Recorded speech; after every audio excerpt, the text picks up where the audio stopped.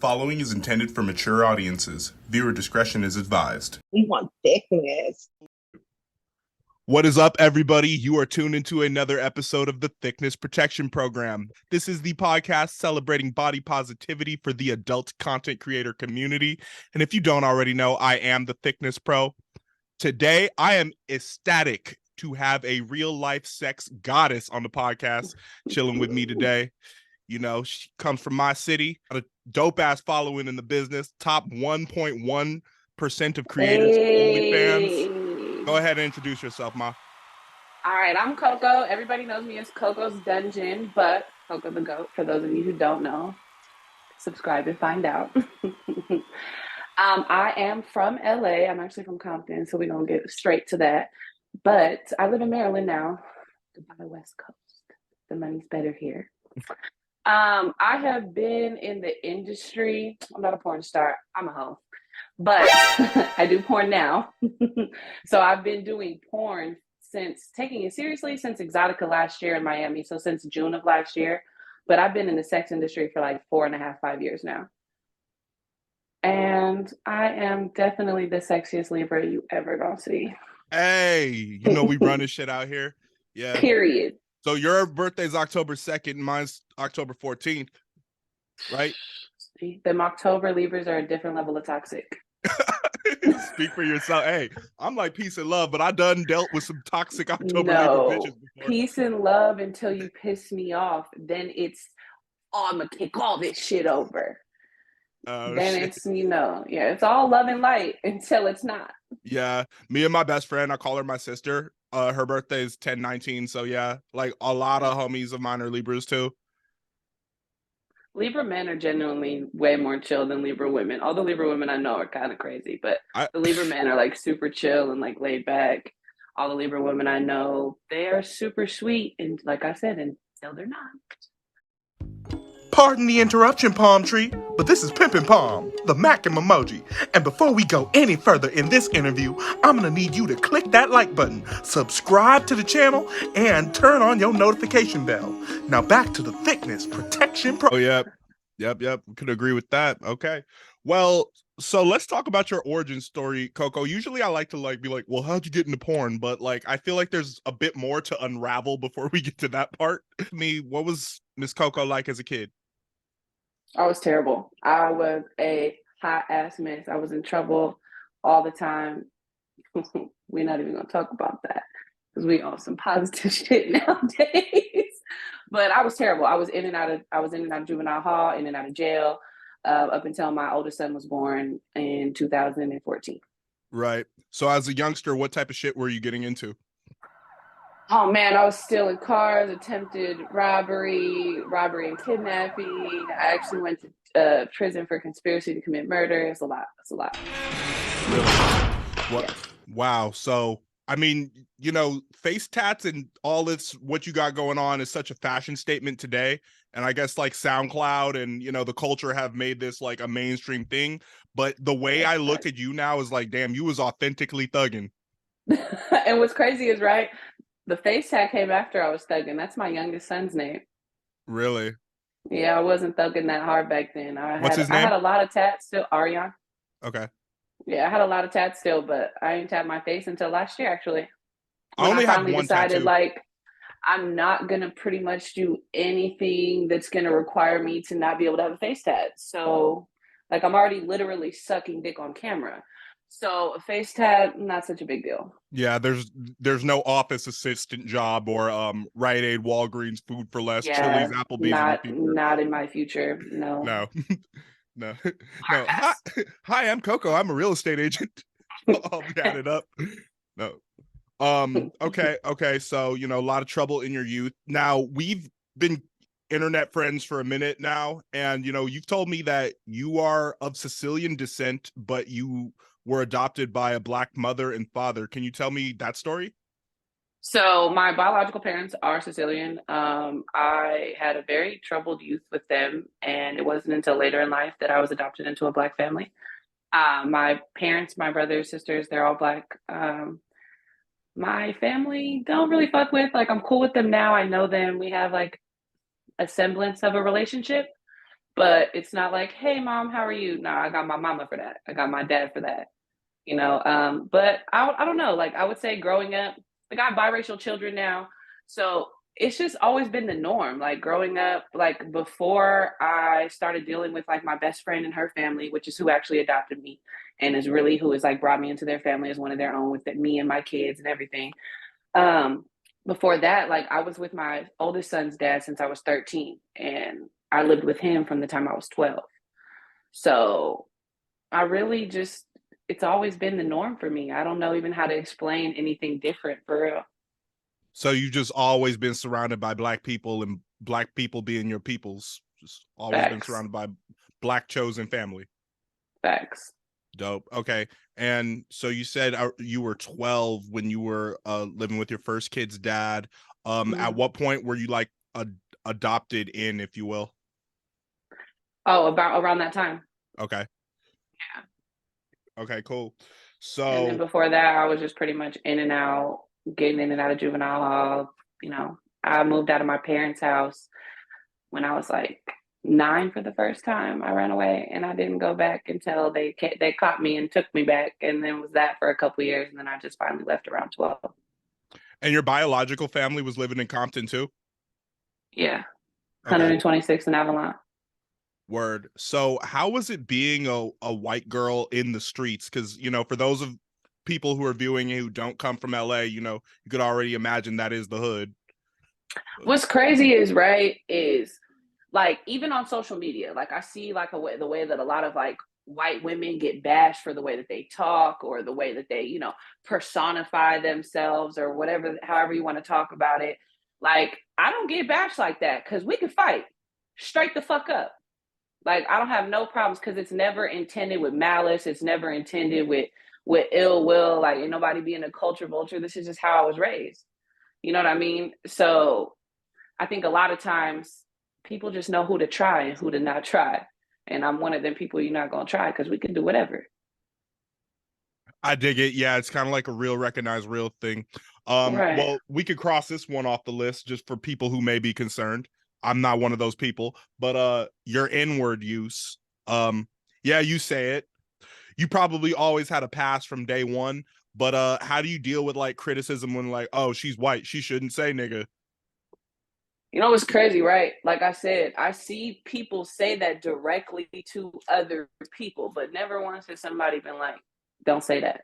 And I ain't gonna lie, right? If they did, I'd probably shrug it off and keep it lit. Cause who the fuck are you to tell me what I can say and can't say? It's not like I know a lot of people say certain things with malice or certain things with ill intent. And when I'm opening my mouth and I'm talking, it's never even objectified in that way. When you hear me talking, it's not in a degrading manner. It's not, you know what I'm saying? Like I ain't gonna lie, since having Black children, I have tried to curb the way I use it a lot more. And that's only so my kids don't walk around saying that to each other. You know what I'm saying? But shit, when I'm with my homegirls, when I'm with my partners, that's how we talking, and that's what it is. When I'm on the internet, that's what it is. That's who I am. That's how I talk, and I'm not changing that for nobody's opinion on or off the internet. Makes sense. Fucked around and I'm way too lit. Came up on the same vibes on set. Fucked around and I'm way too lit. Fuck around and I'm way too lit. Came up on the same vibes on set. Kamikaze double up lines. Gon' quit all night, keep me hot, I'm all in. Fuck around and I'm way too lit. Came up on the same vibes on set. Kamikaze double up lines. Gon' quit all night, keep me hot, I'm all in. All in. My sins with me through the night, keep me fighting within. Zooming through the motion like my blunt, I'm zen. Know if I slip, then I'm right back in. Same old bullshit, but I'm done trying. Trying to maintain everything that I am. Everywhere I go, I see all these dead souls after me. Head up, I'm moving right, not wrong. Squared up, I'm seeing life head on. Fuck my old. Get as Sinful to P would say, God rest his soul. Getting back to this game, which I never left. Yeah. Well, thank you for letting me take an extended commercial break. I hope you got your drink because it's Saturday Night Live. I don't even drink. Really? You don't drink? You I just just put my blunt out. I just Oh. put it out. Yeah. I can't smoke inside, so it's on you can't see it from here. Little vape cartridge vibes. Yeah. See, I don't smoke those. Those shits hurt my chest. I really just smoke old school flower only. Yeah, I feel you. To each his own. I have both, you know, but it's just like, you know how as a pothead we become on our Stony MacGyver tip where we got We're gonna get high regardless. exactly. We go We're get gonna hot. figure it out. We're gonna But figure it out. anyway, I like the orange on you, by the way. Thank you. Yeah. Orange is such a dope color. I got for Christmas I got some like orange and white like dunks, like some Nikes go perfect with my orange hat. They got a red check mark on them? It's like orange and white. I got my son some dunks that are orange and white, but they're orange, white, and red. Ooh, they're nice. pretty dope. I was like, I gotta get myself some of these. That sunset flavor. Exactly. For sure. So before we pulled off, we were talking about, you know, how you grew up in the hood and it wasn't easy and like your inward use and, you know, how you say it around. Yeah, the fun stuff. So you say it around your friends. Yeah, just can we just to zip that one away? You know, you talked a little bit about like raising biracial kids and how you're trying to say it less, but you know, just can we zip that one away, Coco? Well, I am trying to say it less because, like I said, I am raising biracial children, and I don't want them walking around calling each other that around my house for sure, you know. But at the end of the day, I also say fuck, shit, balls, and a whole lot of other things I don't want them to say that they're gonna inevitably hear and be around. So, I mean, thinking that you can protect your children from anything or everything, including yourself, is crazy. Right. And also just today, I've kind of gotten to know like two sides of you really quickly. There's like the persona, which everyone sees on the internet. And then there's the tender mom side that is just so precious. Yeah, nobody sees that besides people who know me in real life, which, you know, like a lot of people don't even know that I am a mom or that I have kids. So like that does kind of become problematic, like with my camming or like even just like with, you know, like my working and stuff like that. Like, because people will expect like for sex to be your whole fucking life. Right. And it's like, dude, like I literally have two small children. I can't. Yeah. And what I was thinking about this morning actually was like, you know, for these women, this is a career, you know, and Absolutely. why do we as a society look at, you know, for instance, you have teeth, you go to see a dentist or an orthodontist. You have hair, you go to a barber or a stylist. You have sexual organs. Why wouldn't you go to someone who you go to a chiropractor? Yeah. Oh, yeah. You have a back. You go to a chiropractor. I mean? Exactly. Like, I feel like chiropractor is like a good segue because that's not something you want, not necessarily something you're going to get, something you need, but it's not covered by the insurance. I actually didn't know that. Yeah, you can't see a chiropractor covered on your insurance. Really? Wow. That's some good ass medical.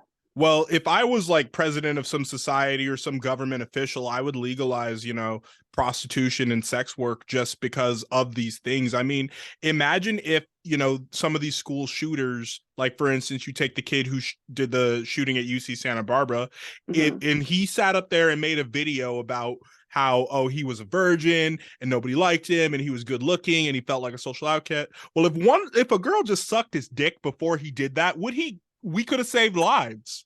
We could have. We definitely could have saved. Suck a dick and save some lives. Right? Moral of the story.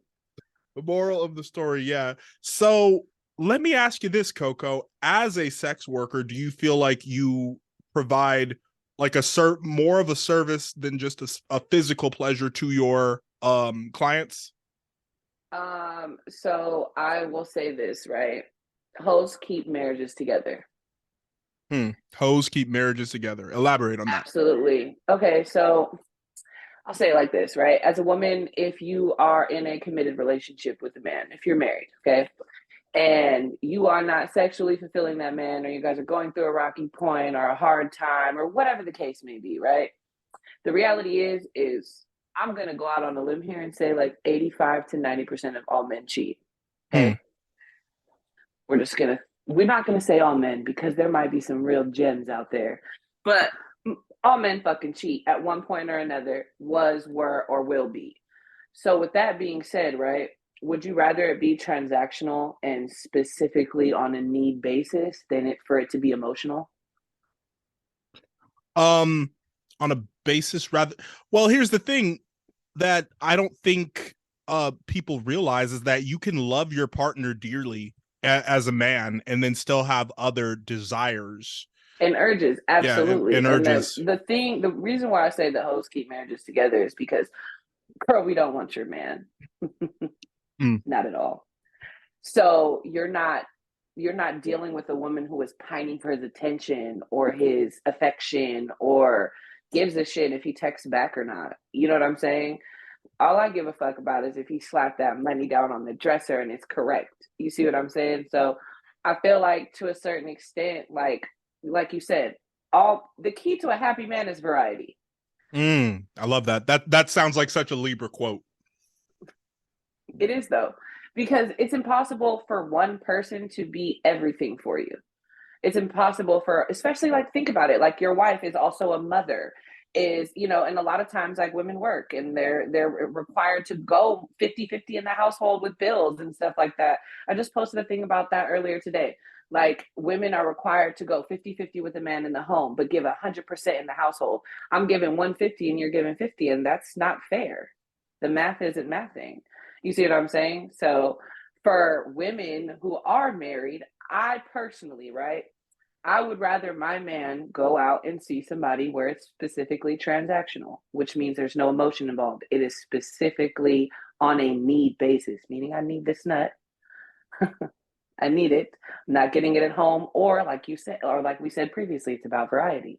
I want to try something different or new, but it's not an emotional attachment. We're not going on dates. We're not hanging out. We're not texting afterwards. We're not doing any of the emotional things that come with, I consider cheating. Sex is sex. And I guess when you work in sex, you feel that way. I get it.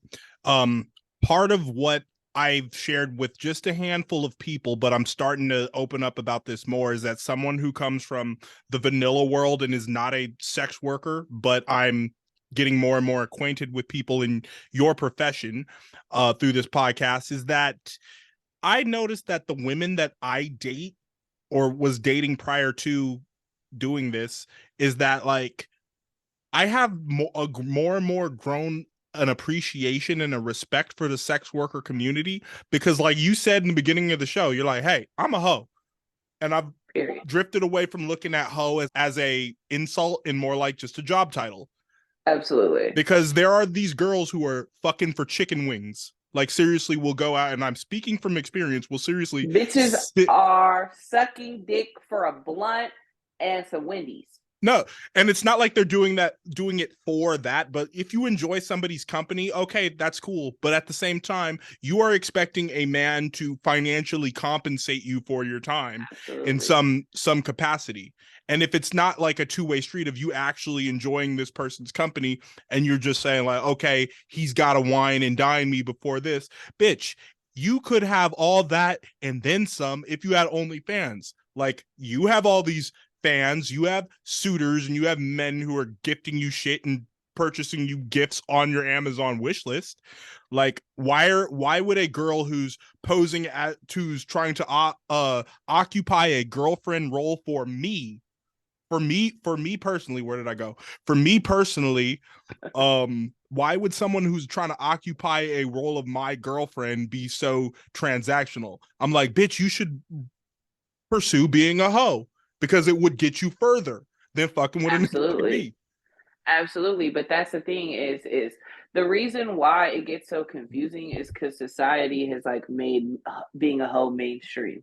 Like even just as far back as when I got into the game for real, like it wasn't popular for bitches to be on social media like 304 this and 304 that. Yeah. You know what I'm saying? Like it was like, like motherfuckers knew what you were doing, but it wasn't like, you know what I mean? Like it wasn't something that you were just openly advertising on your regular platforms. You see what I'm saying? And I think that's because you couldn't really get on the scene back then more. It wasn't like a praised thing now versus, you know, you got Lena the Plug and Krishan Rock who have made this, you know, kind of like, oh, it's cool to be a hoe all of a sudden because you can get Yeah, but big she's checks. not a hoe. She's a slut.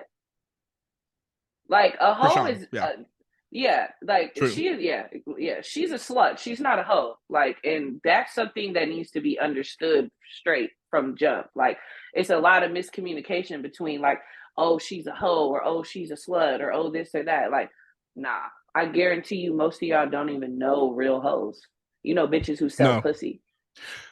Well, that's an interesting thing too about it, because as I've like met more porn stars and adult content creators and such, like I didn't really even know this whole world existed.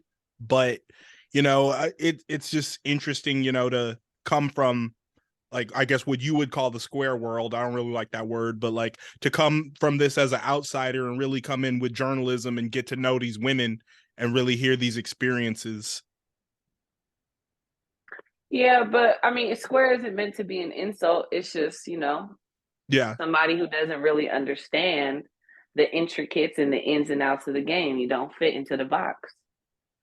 Right. It's like you don't, it's like me personally, do I come from this? No, but do I understand this from studying it? Absolutely. Well, I mean, yeah, just like everything else, like you can learn a lot by paying attention and by studying it, but there's only so much you gonna learn from that. You know what I Exactly. mean? You got to get your feet wet to really know what it is. I smell you. Okay. So going back to your whole story, how long have you been back east now? How long have you been in the DMV? Oh man, I've only been in the DMV for like 6 months. Okay. So tell me about the switch from like moving to Cali from out there. Like, how's the cultural switch? You say the money's better. You know, Baltimore has a So hood reputation and is ask any yeah, person who they be call it more. Bodymore. Damn. They call it, but you know what? Like, I don't know. When you grow up in certain, I don't know, the ghetto's the ghetto anywhere. That's really how I feel. I just feel like the ghetto's uglier here than it is in California because the weather's not as nice. And And no that's no really palm it. trees. And like, yeah, and it's just really the layout of the houses here that make even the nice areas, because they're all row houses and shit like that. It even the nice ass houses, you could have a multi-million-dollar row house, and that shit's wild to me. Like the fact that your house is multi-million-dollars attached to another house just doesn't sit right with me. You know what I'm saying? But I personally, the culture here, I love it. I like that it is a place where my sons can see people who look like them every day flourishing, not just on TV, not just playing sports, not just doing music, but every day. Like, I want my kids to know that there's power in the everyday success, not just in being, you know, like on TV or being a movie star. You know what I mean? Like, the man who is the dentist down the street or the man who owns the store, all of those things are examples of everyday success, and it's okay to strive for things like that and not just be like, oh, I want to be a rapper, or oh, I want to do this, you know what I mean? So culturally speaking, I think it's nice because I think it's a beautiful thing for my kids to continuously see people who look like them thriving. Right. That's an incredible point you made, Coco. You know, there's this meme that I saw recently that said, you know, it showed a man like having a heart attack or some type of, you know, cartoon comic strip kind of thing. It showed a guy having a heart attack. Like, is anybody a doctor? And then somebody's like, I'm an influencer. I'm a vlogger. I'm a rapper. And I'm like, God damn, man. Like, I feel like, you know, I'm going to be Yeah, in my 50s or 60s wondering where the fuck is an electrician or a plumber, and no, everybody's going to be a seriously. YouTuber. Everybody's going to be like, I do content. I can look it up on YouTube how to do it. Yeah. I saw a comedian a couple weeks ago that said somebody would have to look on Ask Siri how to put out a fire. No, seriously. That's actually serious because people just aren't learning skills anymore because it's just easier. And don't get me wrong, like that's the pot calling the kettle black. But I've been doing this a long time. Right. So how old were you when you jumped in the game? So my oldest son is 8, and so he was born premature. It was a whole thing, very expensive. So that's when I jumped into the game. Right after my oldest son was born, I went to prison. And I had a lot going on with that. My son's father ended up doing life behind that. And so it was just like a lot. Okay, so we're talking you spent 8 years in the game. And when we say in the game, we mean for the folks at home. As a sex worker, we're not talking about making content. We are talking about in the games. We talking about I've been trapping since then. Gotcha. For those of you who don't know what that means, follow me. No doubt. Okay. Just to check this box off, how old are you? And I know you should never 32. ask it late. 32 for sure. I just hit my dirty 30 last October. You know what? I haven't had the issues with my 30s that I thought I would. I feel like everything just got more crystal clear. Better. I feel like things have gotten better in my 30s than I thought. That I was like, oh my God, when I turn 30, I'm gonna have a quarter life crisis. No, I had that at 24, 25. Oh yeah, 26. I was living my best life then. Yeah. 24, right before I had a baby. 20s. Yeah, because the 20s are just not what pop culture hypes them up to be. I mean, yeah, you're cool and yeah, you go to bars and shit, but it's like you're figuring out life for the first time and how much it sucks and how much adulting really is ass. Stole the words out my motherfucking mouth. Like, yeah, I can technically buy porn and cigarettes, but I also have to pay bills and exist in adult world, which I'd rather go back to being a kid, personally. Yeah. Exactly. Yep.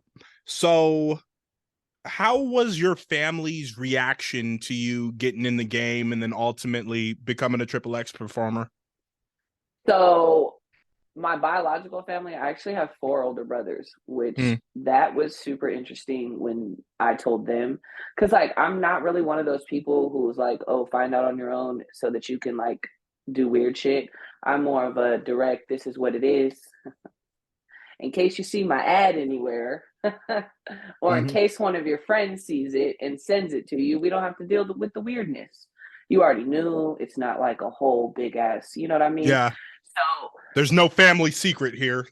Right. And then when I started doing actual porn, it was like, okay, hopefully you don't watch too much BBW porn because you might not want to see it now.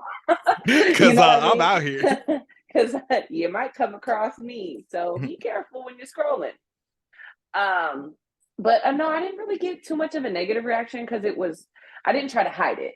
I didn't try to pretend like it wasn't something I was doing. When I first started trapping, I literally told all my family and friends because the worst thing to do is think you can market yourself by not marketing yourself. How am I gonna hide?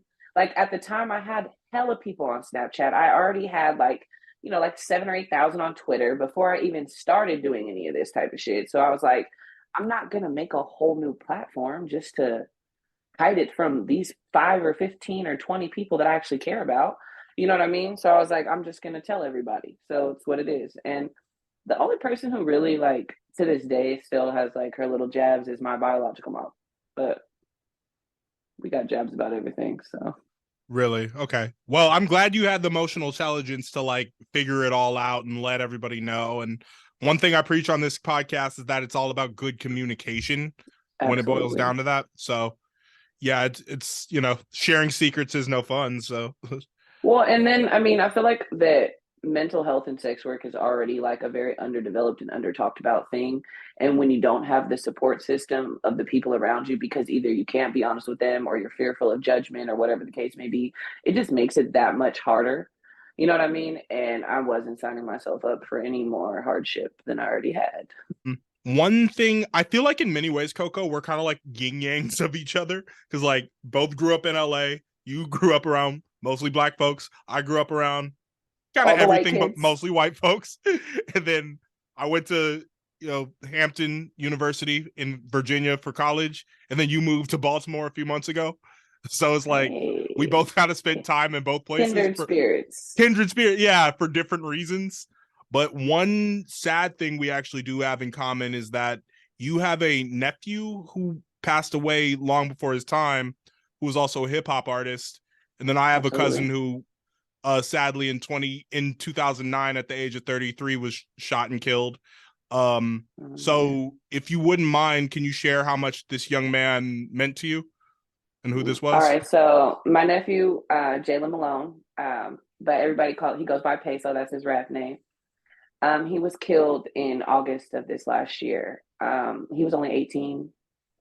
That really devastated my family in ways that I still am not really even able to put into words. Like, he was so talented, and my biggest thing for working as hard as I do and being on the road as much as I am and stuff like that is to keep the people who I love comfortable and safe, and so that they don't have to do the things that we were out here doing when we were coming up just to survive. You know what I mean?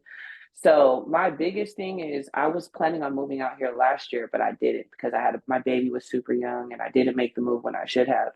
And that was my push to actually leave this time, because I didn't move last year. And I feel like if I would have brought my nephews with me. You know what I mean? And he wouldn't have been in the situation that he was in. So I just feel like not a day goes by that I don't think about what would have been different. You know what I mean? But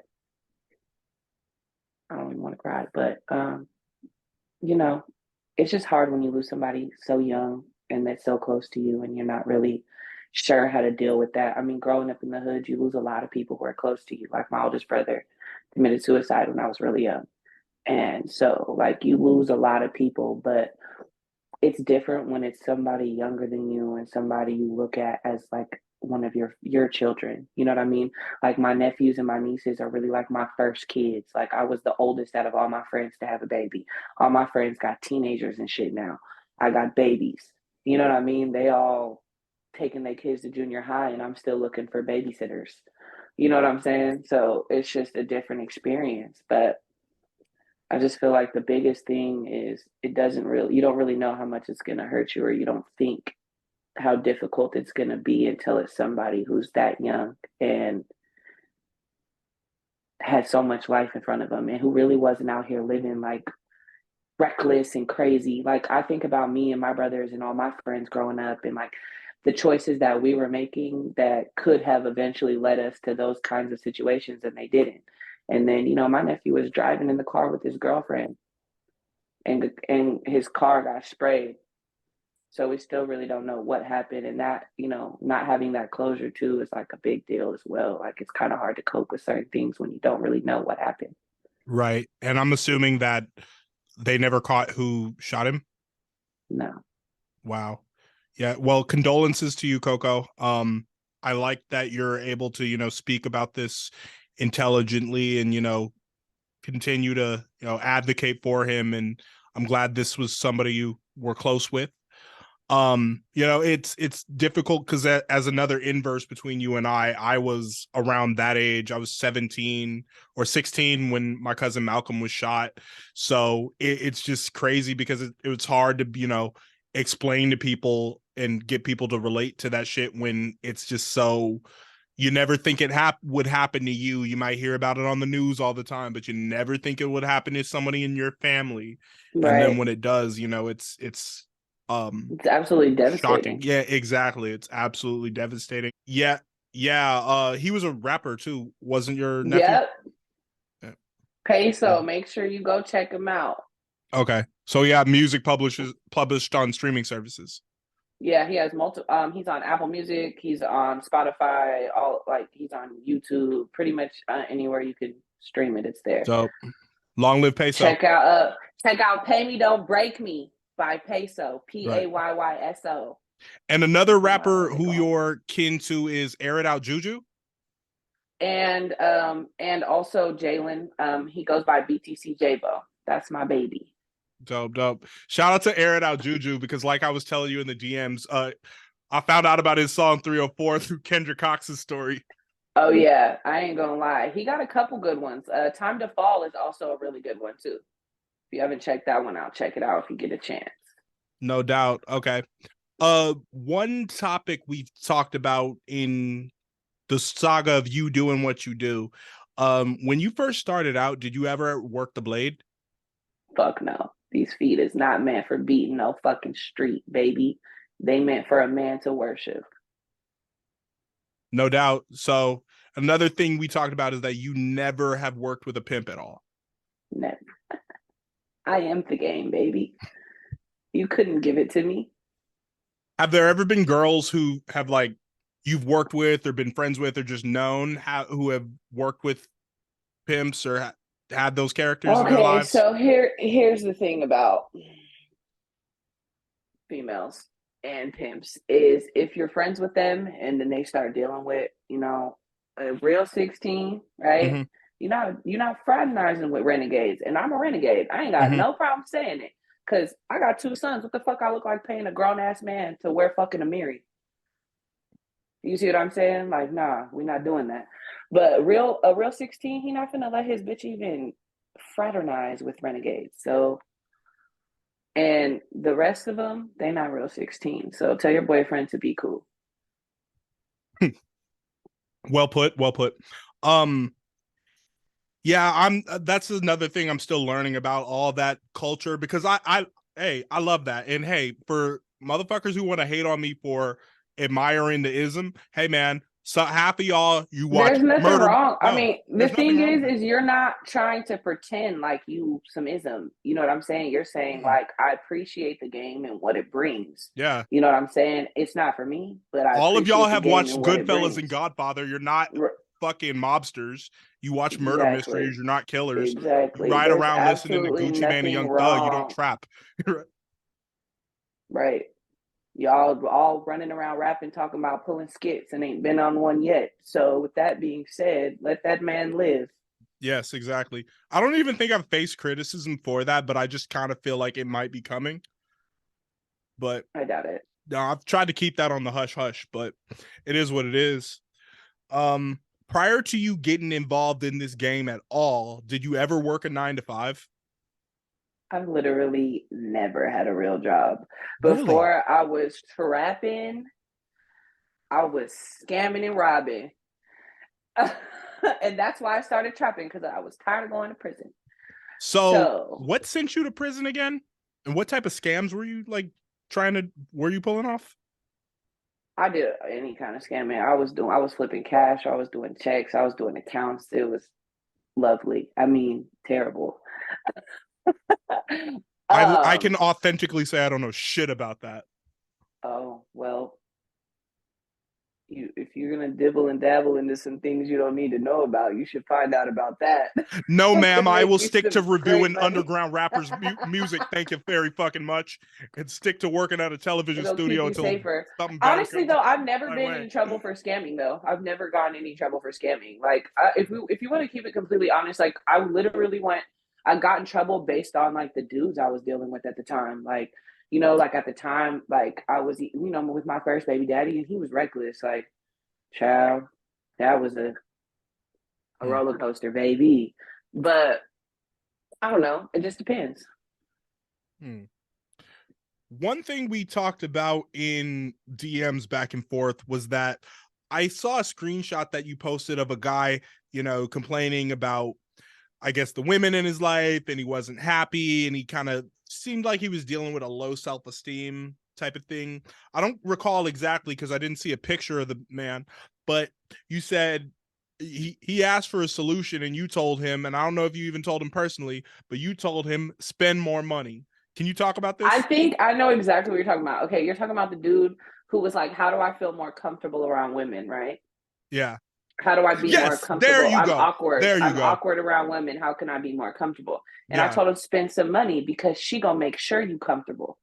And that's a fact. Any woman, and I'm not talking about hand over fist paying her like you would pay me. I'm talking about spend some money, take her out, do nice things, go buy her flowers, do the things, the reciprocating energy that you want. Like, that's the thing, right? Men don't like the same thing that women do, but men like their specific things that they like, right? Okay, but as a woman, I'm not doing shit unless you do the things that I like first. That's law. I'm sorry.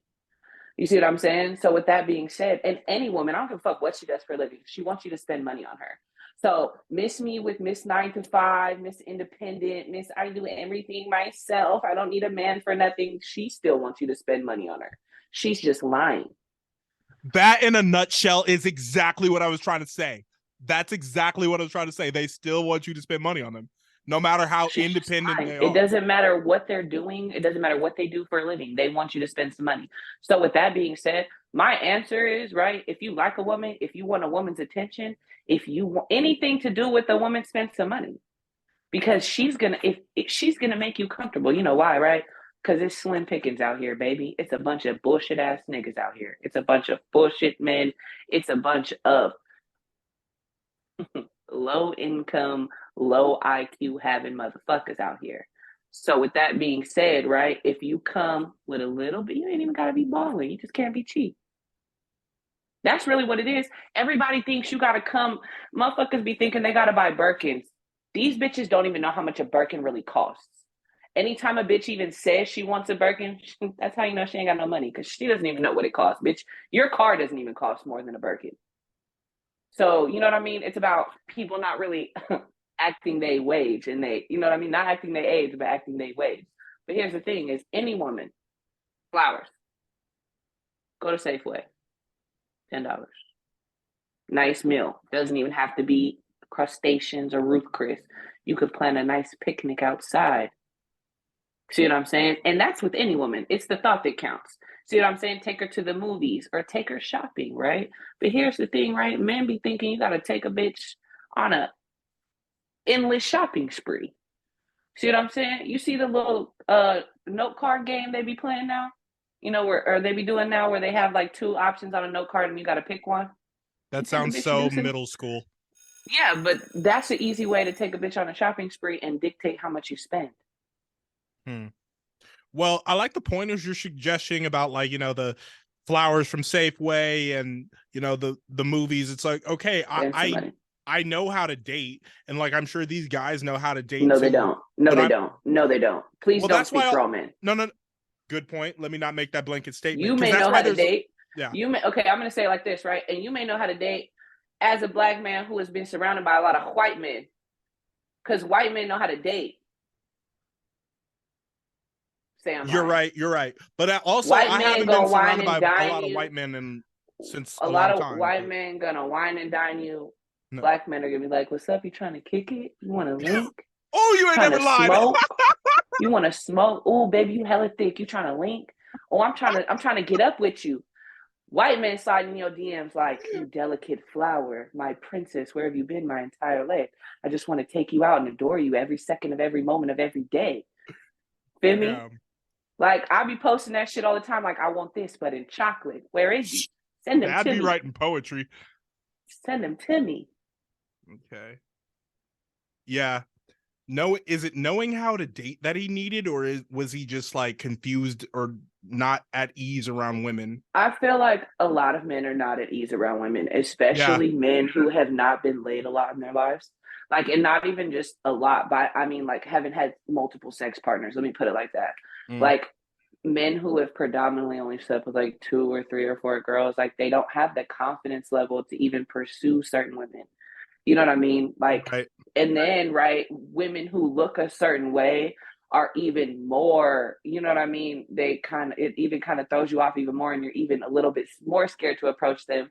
And then you're just like, never mind. I'll just go back into my hole.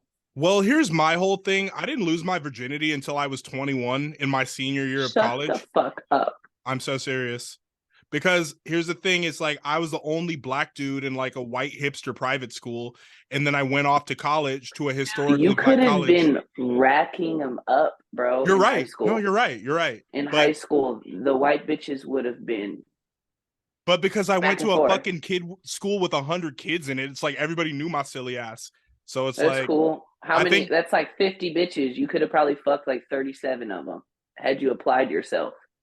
I guess, but like fast forward to now, I don't know when I got like the truth of the matter is I never had a problem making friends with girls. I never had a problem being around girls or having conversation or being cool. I had a problem being perceived by other dudes.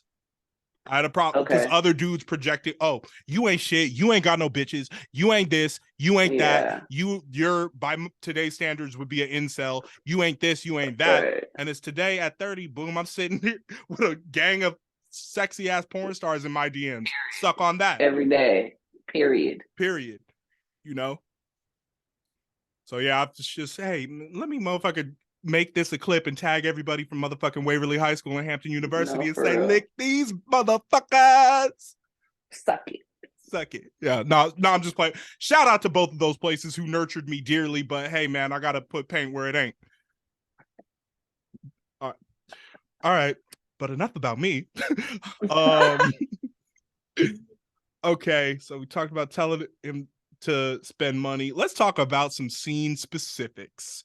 When you shot with Finny, I love this guy because Finny does not be, fucking in his scenes. He makes sweet love and then records it. It just So look, right? That was experience. the first. So first of all, Finny is the first person that was ever persistent about kissing. Because yes. I am super I am very hypersexualized. Don't get me wrong. But when it comes to intimacy in work, I try to refrain from a lot of things. You know what I mean? Mm-hmm. I absolutely adore Finny. I loved working with him. I loved everything about our session because he was just super accommodating because it was actually a shit show. Where did you guys make that video at? In Miami at Exotica. Cool. Yeah, but it was actually a shit show because the original guy I had to record it was super busy or whatever. And so I had a couple other cam guys on standby or whatever. But they kept crossing in front of each other in the fucking shot. So we were both getting so irritated, but the session was just so hot that we just kept going and I can't wait to work with him again. Every time I see him or I swipe up on his shit, I'll be like, I can't wait to suck it. Yeah, and the compliment he gave you was that he said this is the best head I've ever gotten. And I'm like, damn, bro. He was like, I swear to God, this is the best head I've ever gotten in my life. Now, to get a compliment like that from Finny of all people is crazy because he has worked with some of my favorites.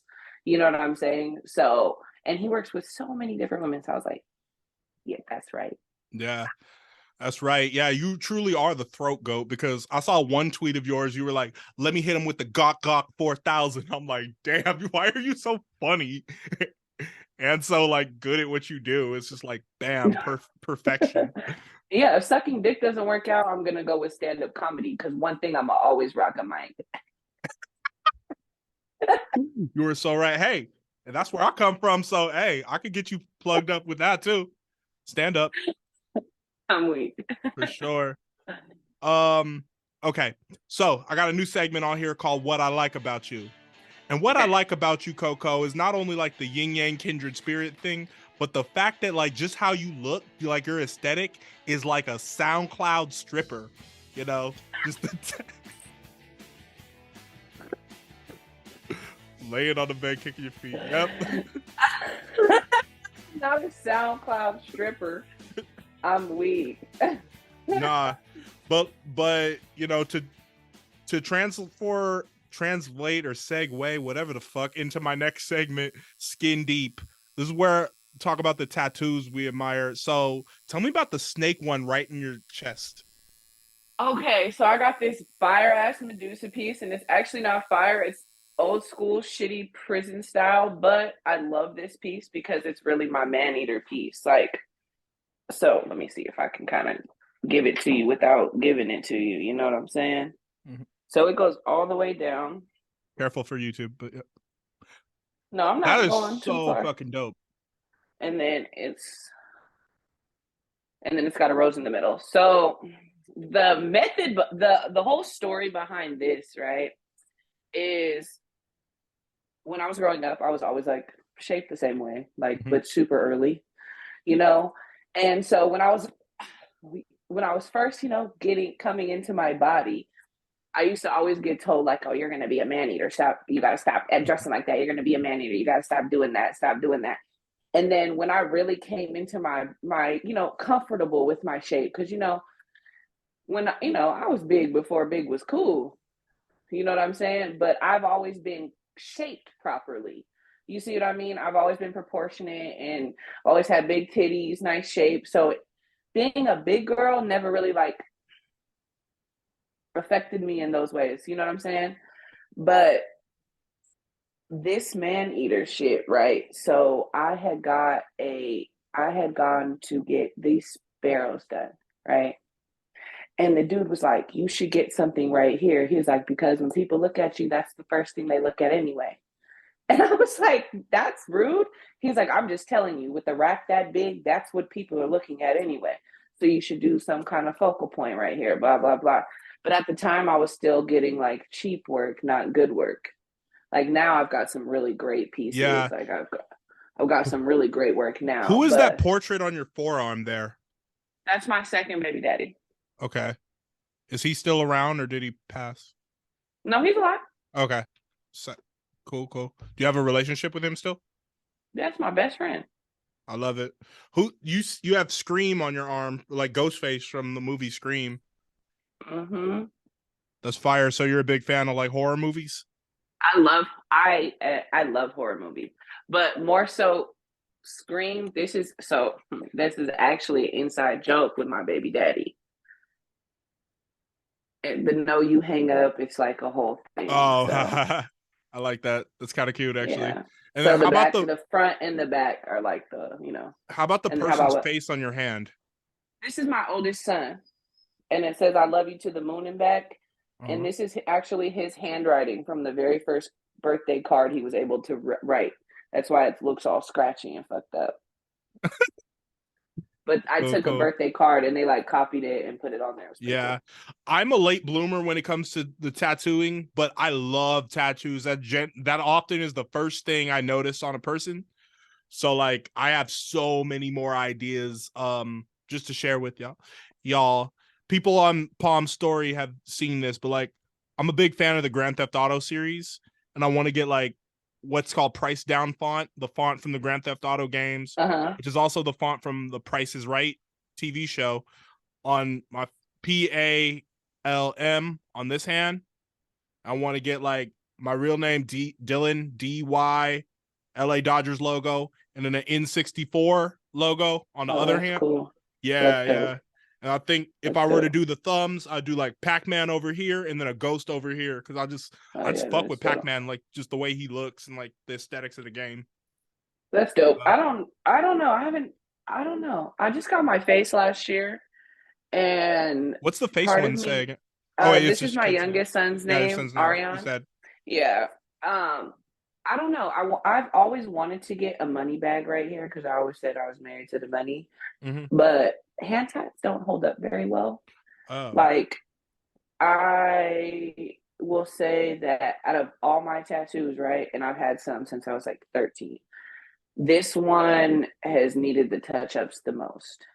And I'm getting ready to get my other son on this hand, and I'm kind of, the only reason I'm getting him on this hand is so later in life I don't have to hear, why is my brother here and I'm not here?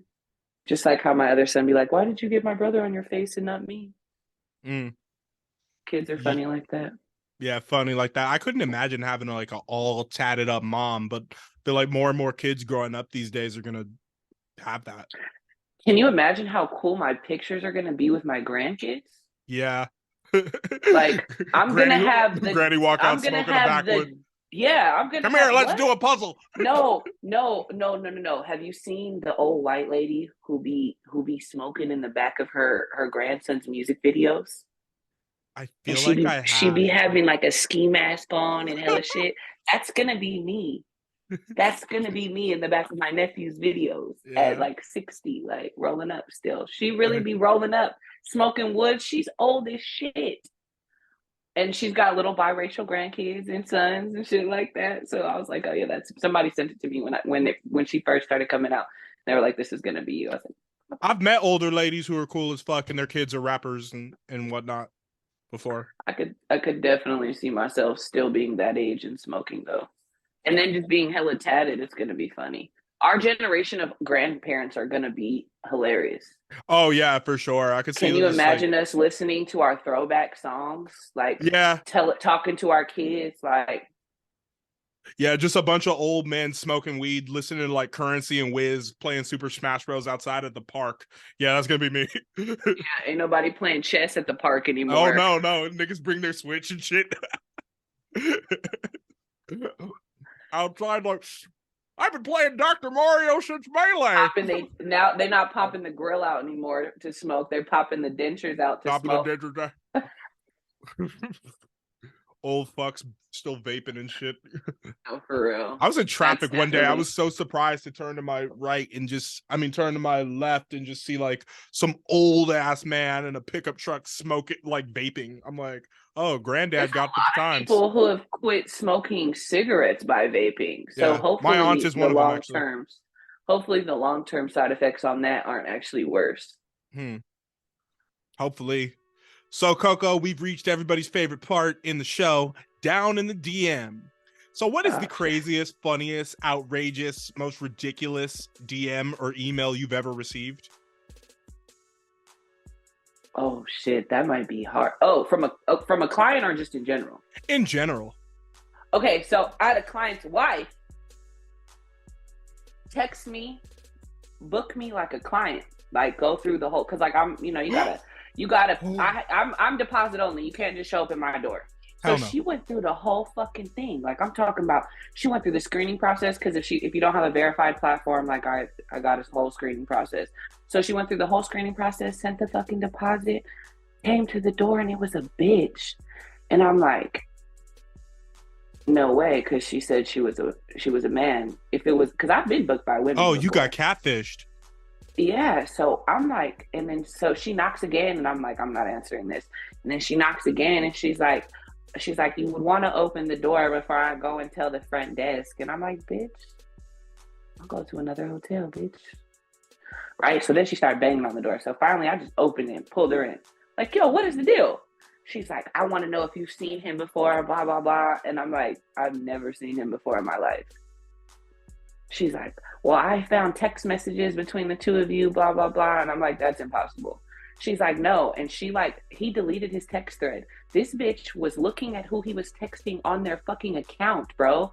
And calling all the numbers on there. But here's the thing, right? Is if you Google my number, it's going to show up that, all my ads and shit like that's going to show up that I'm an escort. And it's going to show up my Twitter. All types of shit's going to pop up if you Google my number.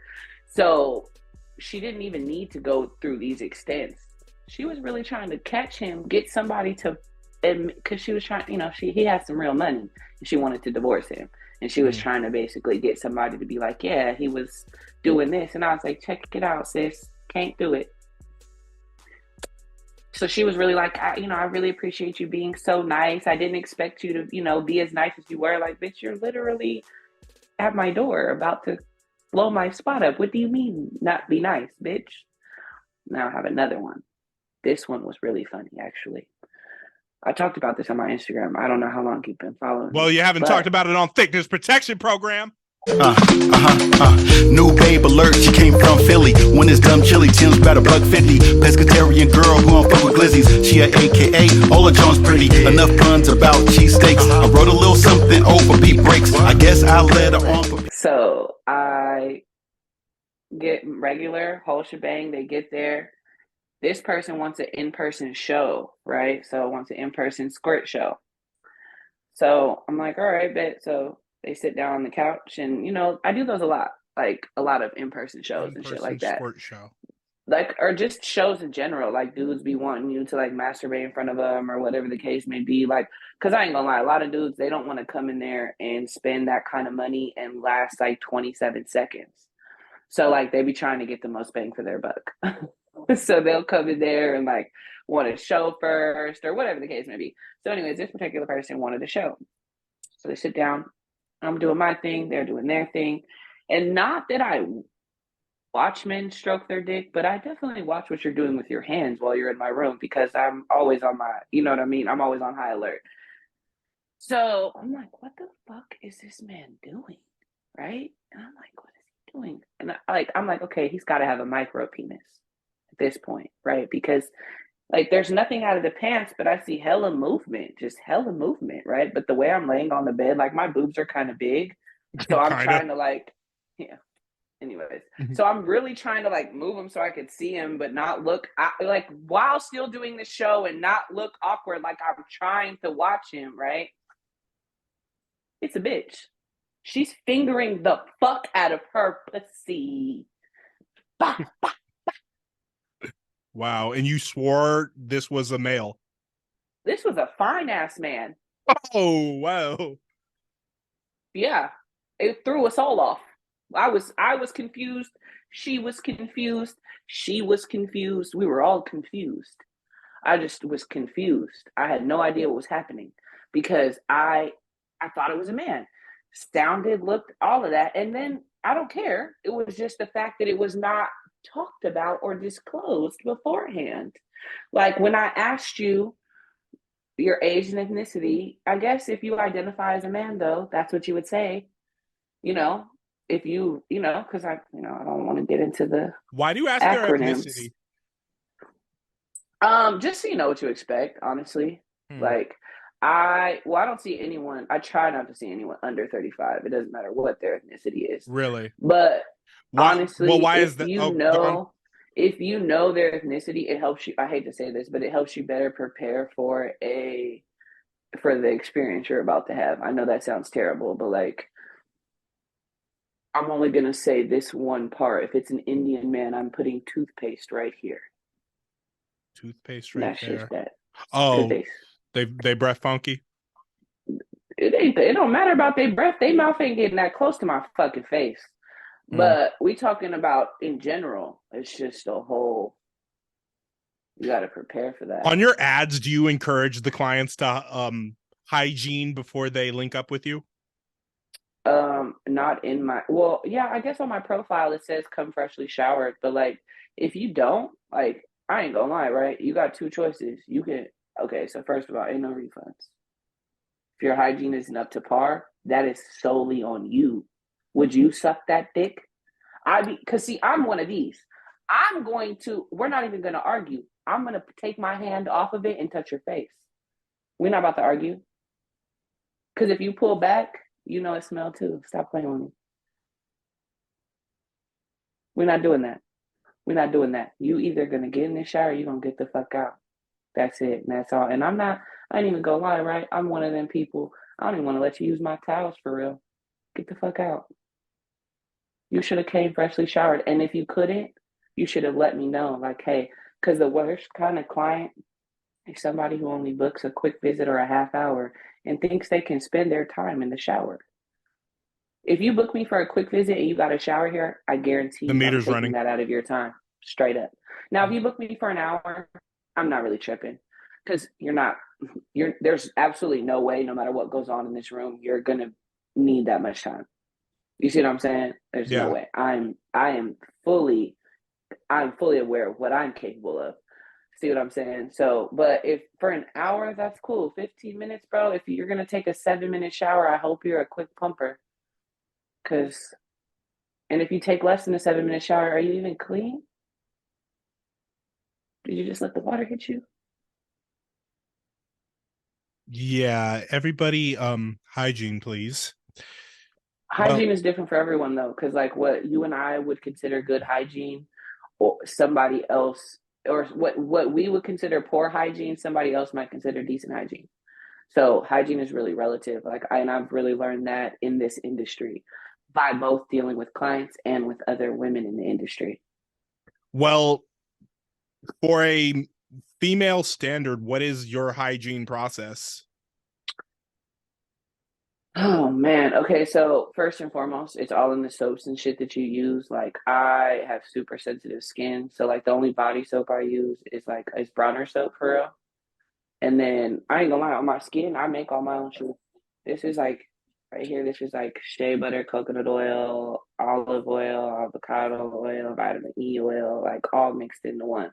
And I use this like as a lotion, and I put it in my bath water, like because I have super sensitive skin. So honestly, like I get up every day, I shower, and then I honestly like from working, I think I shower way more than the average person because if I'm working, I might see 5, 8, 10 people in a day.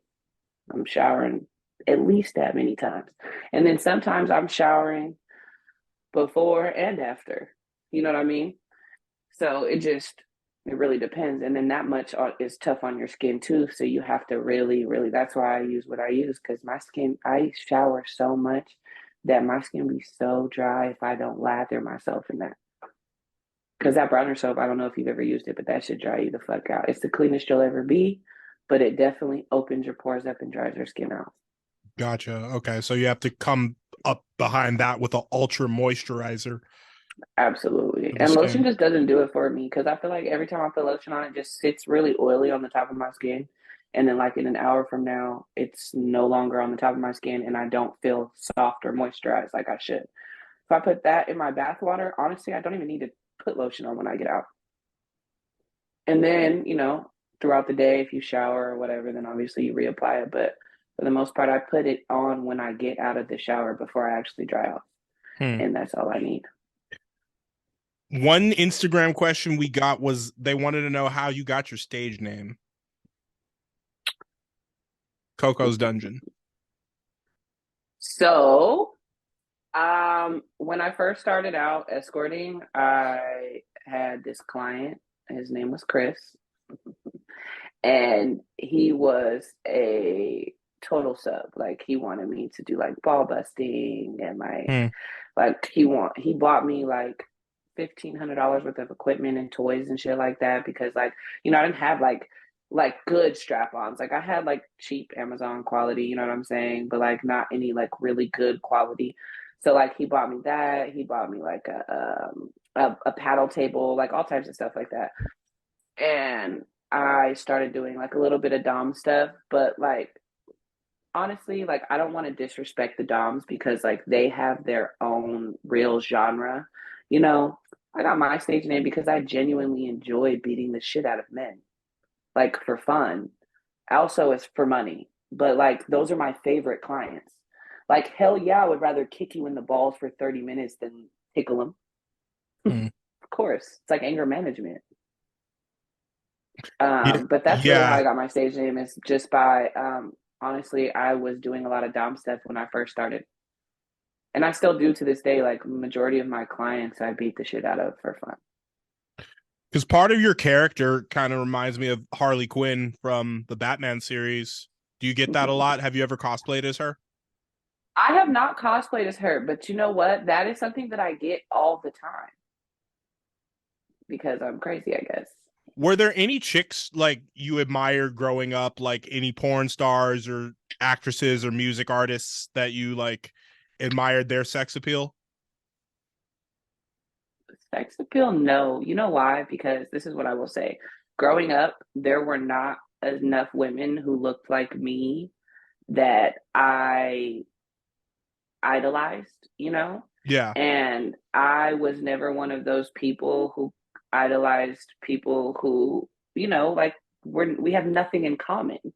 You know what I'm saying? We don't have any of the same background. We don't look alike. Like, I'm not setting myself up for those kind of self-esteem issues.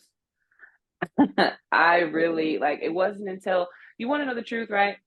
The first person, and she's not a porn star or anything like that, Tess, she's a model. She was the first real plus size model. She's like a size 24. Tess Holiday, do you know who that is? I've definitely heard the name, but I'd have to Google to get the picture. Yeah, so she is the first real plus size model, meaning she's not a size 10. She's not plus size to the model. She's not plus size to the modeling industry. She was a real plus size model. She was the first person that I ever saw like on a runway, and I was like, oh yeah, bitch. Oh yeah, she's hot. Eat this shit up. You know what I'm saying? And I never would, even growing up in LA, I was never one of those people who was like, oh, I want to be in movies, or I just wanted to make money. That's all I was worried about, was making money to get out of that shit. But makes sense. I would say that was the first person that I actually seen in any kind of mainstream, anything that made me go, wow, they're actually starting to change things for girls who look like me. And that was like, since I've had my oldest child, I was like in my 20s when she came out. You know what I mean? So It's like, and body positivity has taken a wild turn in the last like 5 to 10 years. Really in the last 5 years, because 10 years ago it was still a lot, like BBW was still considered like a taboo version of porn, like you know what I mean, a fetish of porn, like, you know what I'm saying, it's still fetishized, but you know what I mean. Yeah, but I think it's starting to take off for many reasons. Absolutely. Do you believe that hoe culture is a spawn of feminism? Absolutely not. There's nothing feministic about dealing with men to make money. Please enlighten me on how still waiting for a man to dictate everything you do to be successful is feminism. Gotcha. Okay, I see the other side of it now. I just think, that the women expressing themselves and working as a sex worker freely, or, the sexual liberation of it, just Now, represents the freedom. I feel like sexual liberation is a lot different, because I feel like for women, right, especially women, they're not like, there's some crazy statistic like 80% of women have never had an orgasm. Okay, women are not comfortable even openly talking about their sex lives, let alone telling you what they like or what they're into or anything like that. So I will say from that standpoint, I do agree, but feminism, not so much. Okay, here's one more idea I've been juggling around in my head for a while now. I believe by the year 2025, 1 in 3 American women from the ages of 18 and 50 will have participated in some type of sex work or adult content creation at some point in their life. 1 in 5?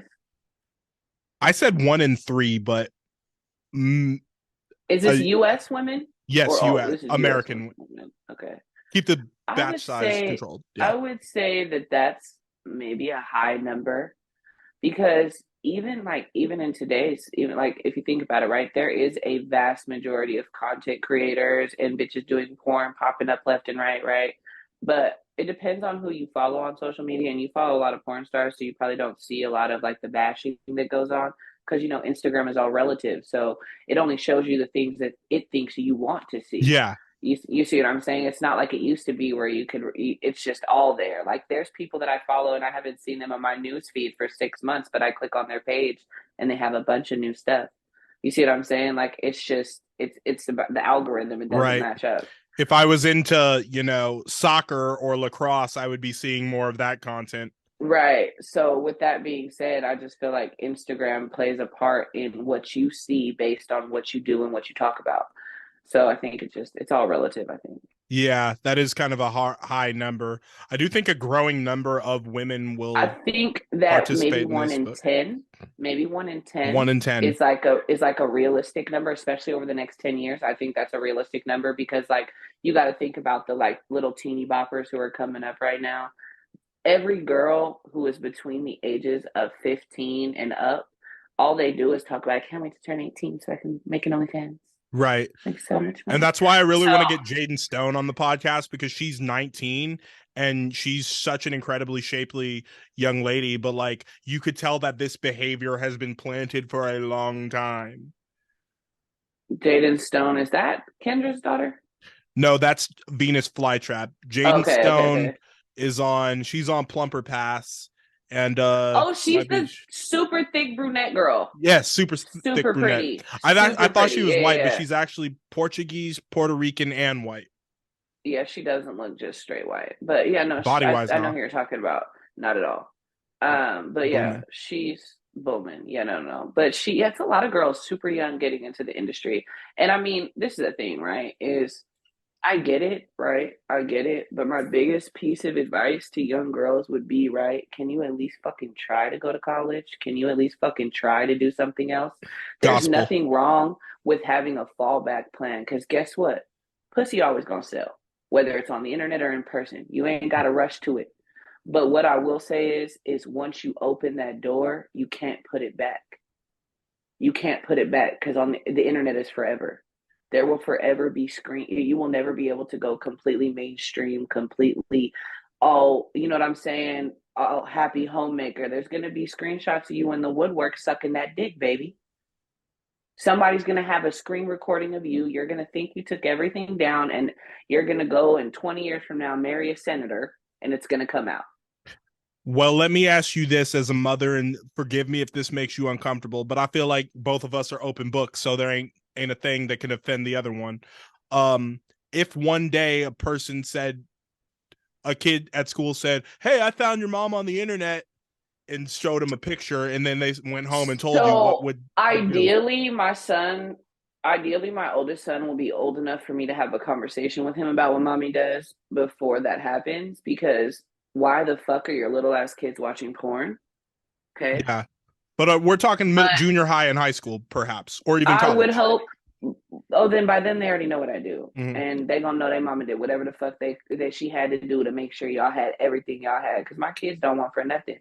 They got more shit than they friends who are their parents are doctors and lawyers and shit like that. So, and my kids have no idea what I do. My son the other day was on his Xbox and he was like talking to his little friends, and he's like, "Yeah, I don't really know what my mom does for a living. I just know when she leaves, she comes back with a whole bunch of money." And I'm like, you just told these Classic. people that I either sell drugs or pussy, and I'm not sure which one I'm more comfortable with at this point. But yeah, Yeah. like I feel like at a certain point, just like with my brothers and my family, like at a certain point, he's going to be old enough for me to have that conversation with him about what I do, or he's just going to straight up ask me, and that's when we're gonna have the conversation. Like, I believe in being open and honest and transparent with your kids, like even from a young age. Like, I don't like I care for my kids, but I don't coddle them or baby them or talk to them like they're children. Like, since my oldest was a little one and now with my little one, I talk to them like they're grown. Like, we have real open and honest communication about certain things, especially with my older son, because I am gone a lot.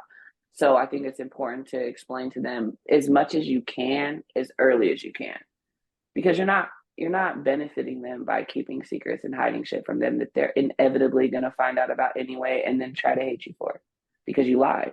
They're not mad that you did it. They're mad that you lied when all you do is preach to them to not be a liar and to not do this and to not do that. And then there you are contradicting yourself and then wonder why they don't listen to you. That hits the nail on the head in so many ways. And, I just think you have it very figured out. You're a very smart woman. Thank you. All around, like from the way you treat people to the way you're professional with your clients. You be talking some shit on your Instagram story, but the way you broke down the porn, the parenting thing, which is always something I'm very curious about in the lives of these guests. But yeah, one thing I did want to know was, what is your demographic of your clientele? Okay, so I mostly see men between 35 and 60. I do have some old dudes. You wouldn't know that they were as old as they are though.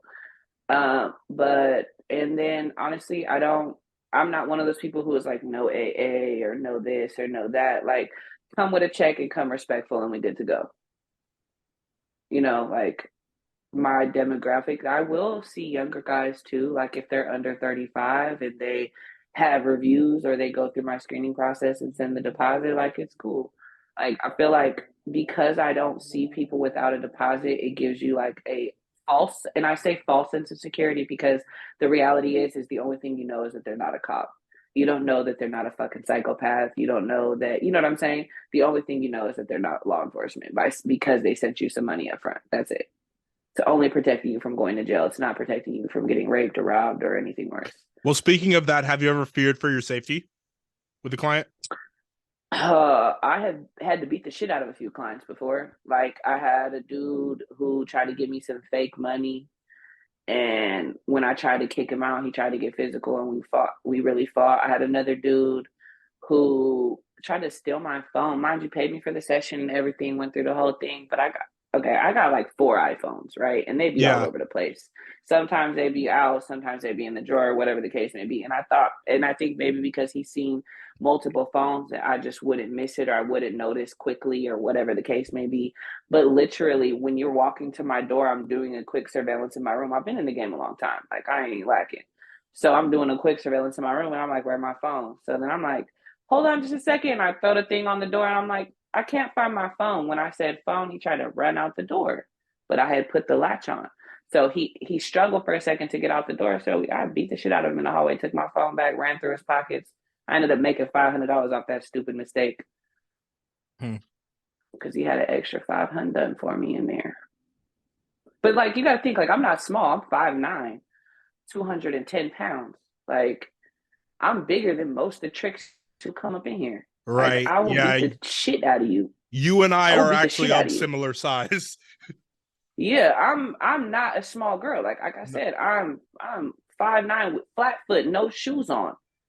Like, let me have some 6-inch steppers on, and I'm really 6'5" out here.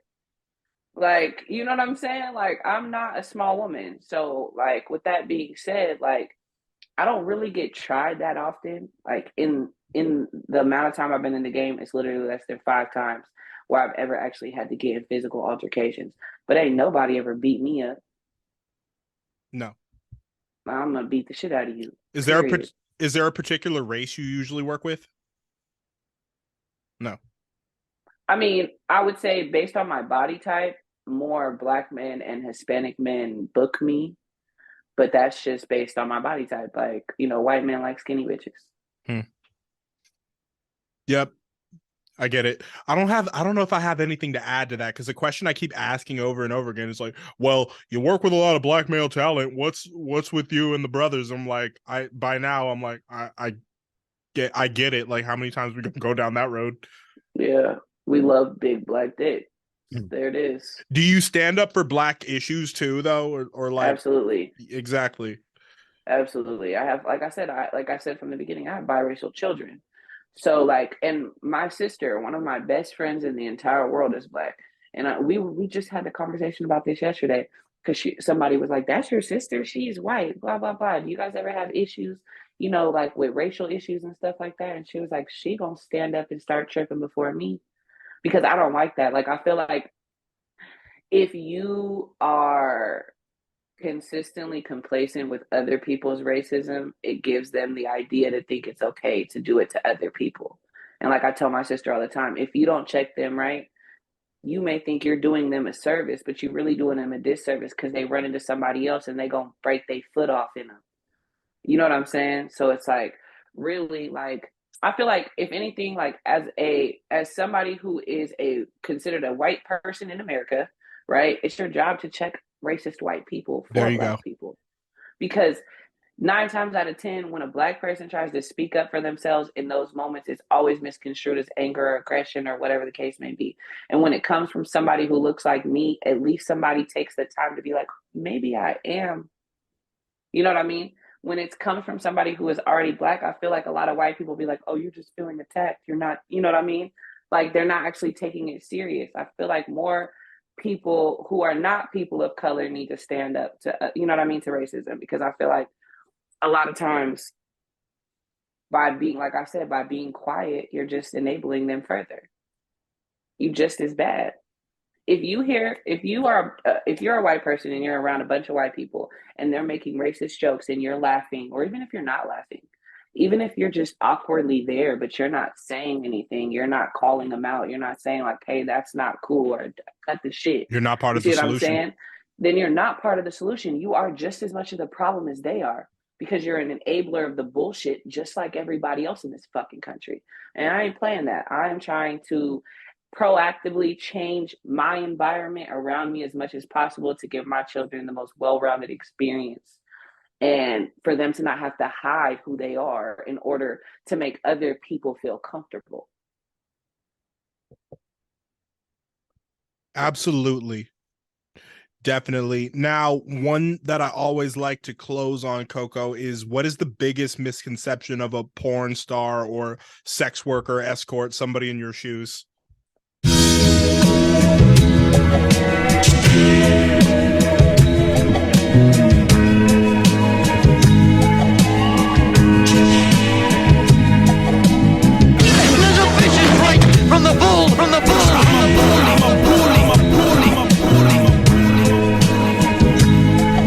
It's baggy, bitch.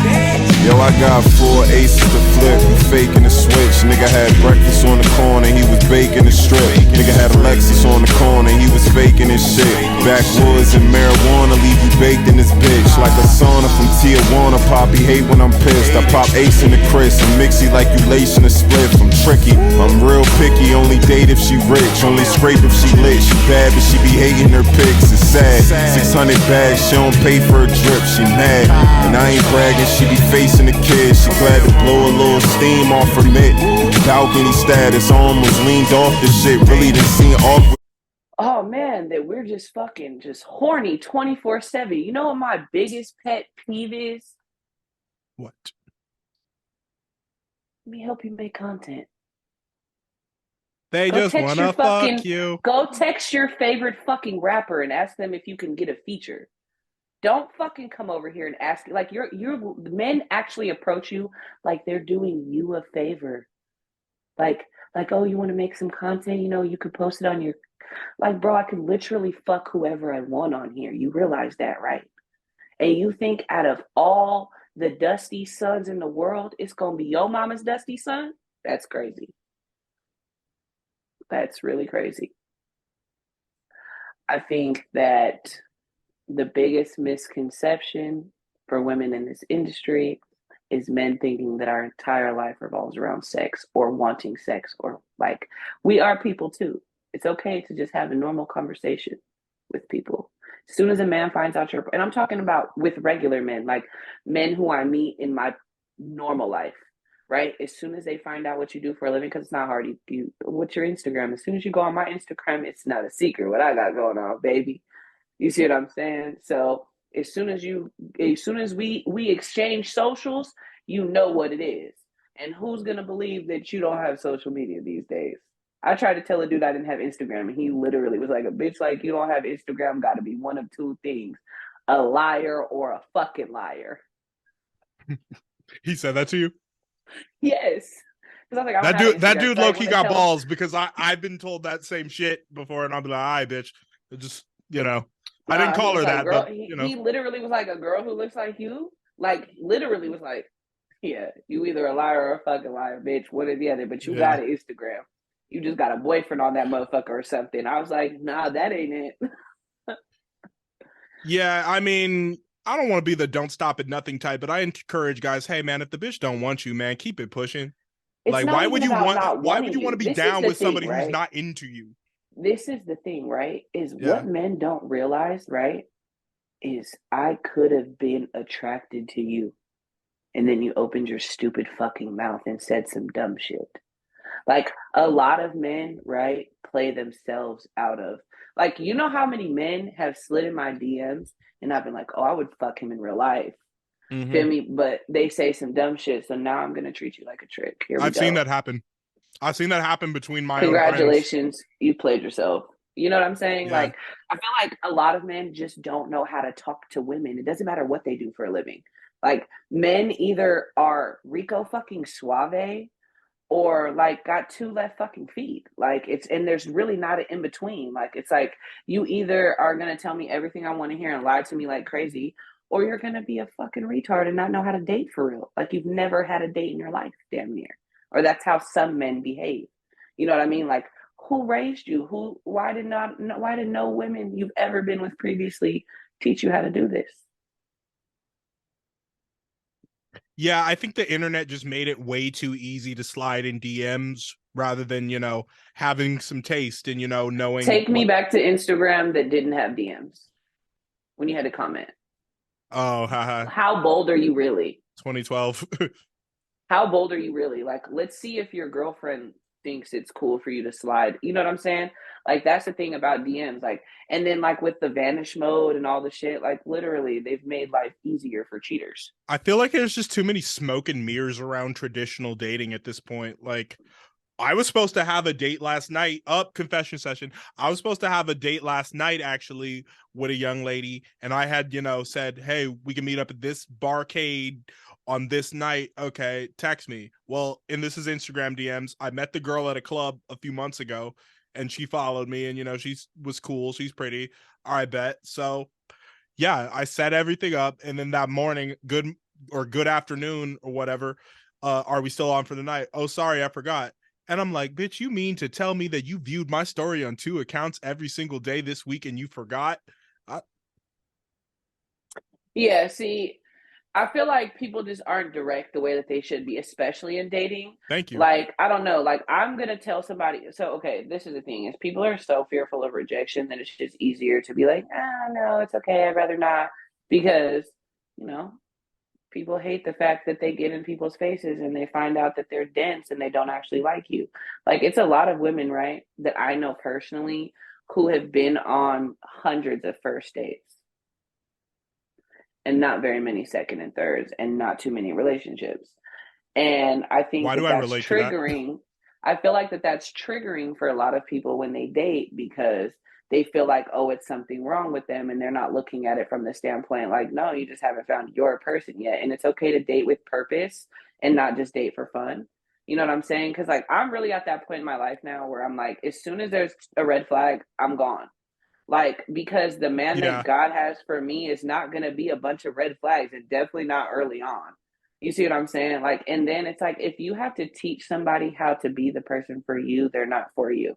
Like, don't get me wrong. Like, here and there, I might have to, you know what I'm saying, coach you a little bit on this and that, on what I like based versus with the last person you were with. You know what I mean? But the fundamentals of how to be in a successful relationship, how to have decent communication, like, all of those things are just not things that people do. People are like, it's just easier now to be like, all right, peace, it didn't work out. We're not even going to communicate about the issue. And that's why people have so much fucking unresolved trauma in dating, because they've just been on a shit ton of fucked up dates and nobody's dealing with or resolving any of those issues. People have been ghosted fucking 500 times by different people. So now they got fucking communication and trust issues. Anytime somebody doesn't text them back for 3 hours, oh my God, all fucking hell is broke loose. You see what I'm saying? Because people got abandonment issues, trust issues, all types of things from all of these chaotic ass dates. If people would just get to know people first a little bit, just a little bit, to see if we're even compatible enough to go on said date. Like, I ain't gonna lie, I need a coffee buffer. I need a minimal date. I need something small that I don't have to sit through to see if I want to sit through a dinner with you, to see if I want to go out on a real date with you, to see if I want to go to the movies. Let's go have coffee.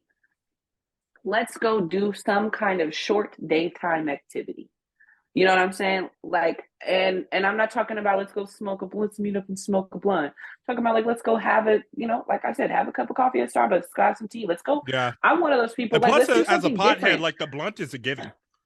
Right. But it's like, let's do something different. Like, let's go Yeah. to Barnes and Noble and show me your favorite fucking book. Like, teach me something about you that's going to intrigue me besides or go to like a farmer's going market. to dinner and telling me how good you think I look, or, you know, what is so attractive about me. Like, sometimes men are so singular minded when they date, and women too.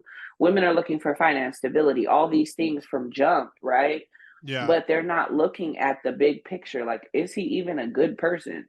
Like, is he even the kind of person you would want to have children with or around your children? What annoys me is that some women will get on these apps or just get in my face and say, well, I'm looking for marriage ultimately, and I want to have a husband and kids. And it's like, they're looking for a title, but they are not looking for Dylan. They're not trying to get to know me or trying to get to know that person. They're like, I come in with this expectation of a title. I want a husband. Yeah. No, I want, you know, like, I want my husband. Yeah. I want my husband. I want the, like how I just said, the man that God intended for me. Yeah. And that's what I'm kind of, that's as a single person, that's kind of where I'm at right now. Like, I want to be ready for when God sends the right woman. Right. Like, I'm not in a place in my life where I am aimlessly dating or like, you know, just like having fun or like I have enough fun at work. I get enough dick. I'm cool. Like, I swear to God, like, I'm really at a point in my life where it's like in the next year, like I'm going to pretty much stop escorting altogether and just do my online and my porn.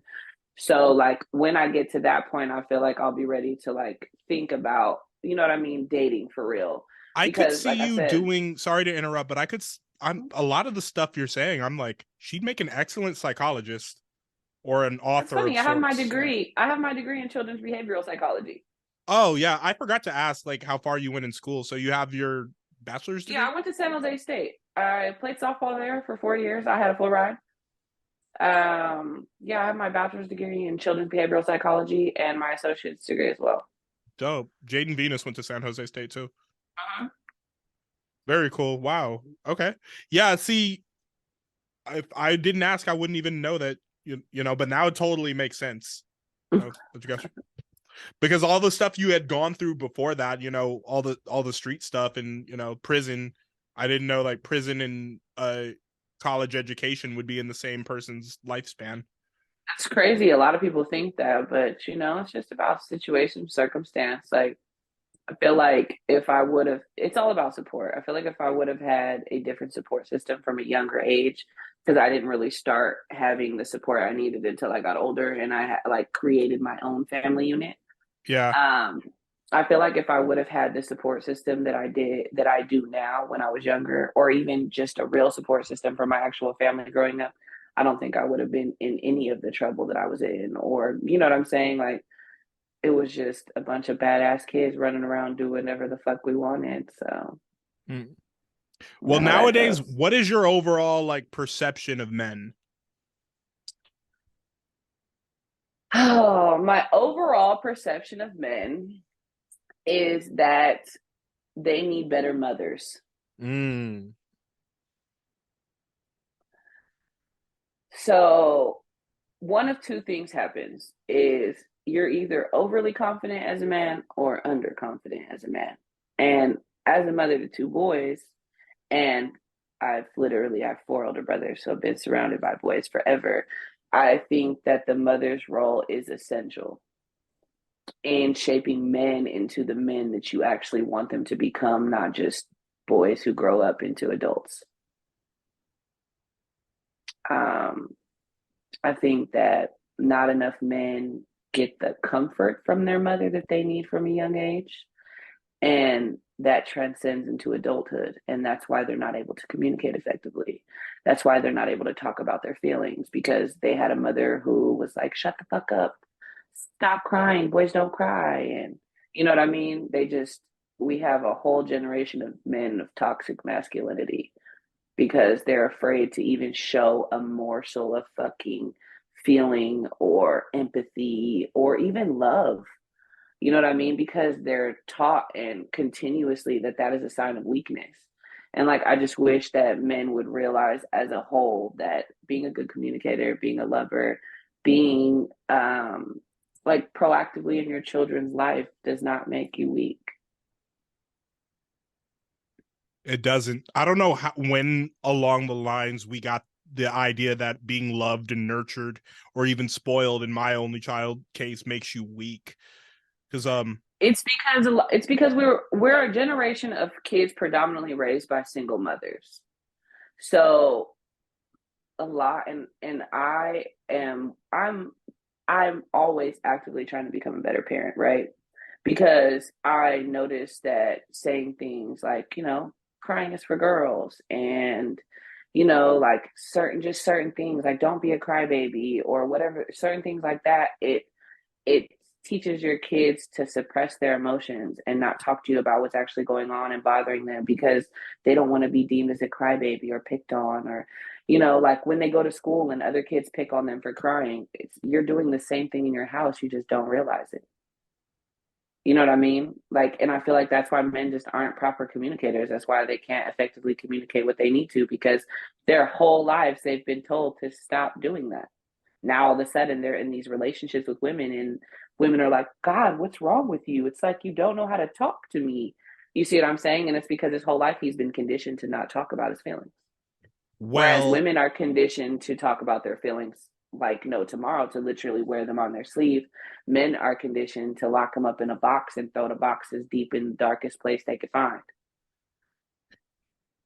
I was having dinner with my god sister last week, and the way we were communicating is, and she lives in New York, so like I only see her every so often, but the way we had talked about how when she got in her 30s her parents got divorced, and the way we were able to communicate about a certain situation with her not speaking to her mom as much, and the way I said, hey, you know what, don't be afraid to just call her up and just be like, hey mom, you know what, that happened and blah blah blah, and you know what, you really hurt my feelings right there.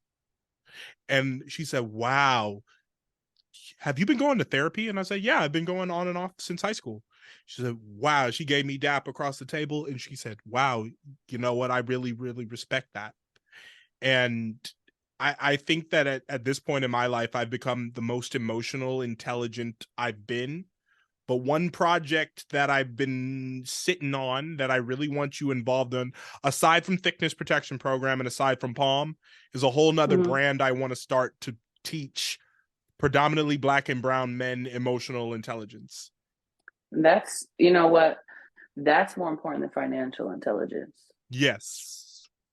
Like, because there are so many young men, especially young Black men, young men of color, running around with no idea of how to even cope with their emotions and what they got going on. And that's why so many men end up in prison and away from their families, Yeah. because they're not taught how to properly deal with that anger, with that rage, with all of the things that come with just growing up and being a Black man in today's society. The world fears you, and they also envy you, and they also idolize you, and they also want to kill you. You see what I'm saying? And it's like all of those emotions all in the same day wrapped into one. And that's a lot to deal with. And I just feel like if there were more positive outlets like that for young men, it would benefit not just men, but us women too. You're absolutely right. And it kind of just dawned on me that this idea for this next brand I've only shared this idea with women. And you and Rizzy have been the only performers I've shared this with. So 2 performers and my homegirl Ashley, who I told you about. Yeah, I think that would be phenomenal. I'm not gonna lie to you. Like, I feel like anything really for the youth is, I mean, they're the future. They're gonna be the ones who are taking care of us when we need help when we're old. You know what I'm saying? Like, yeah. And we need there to still be doctors. And like, that's why I say at least try to go to college.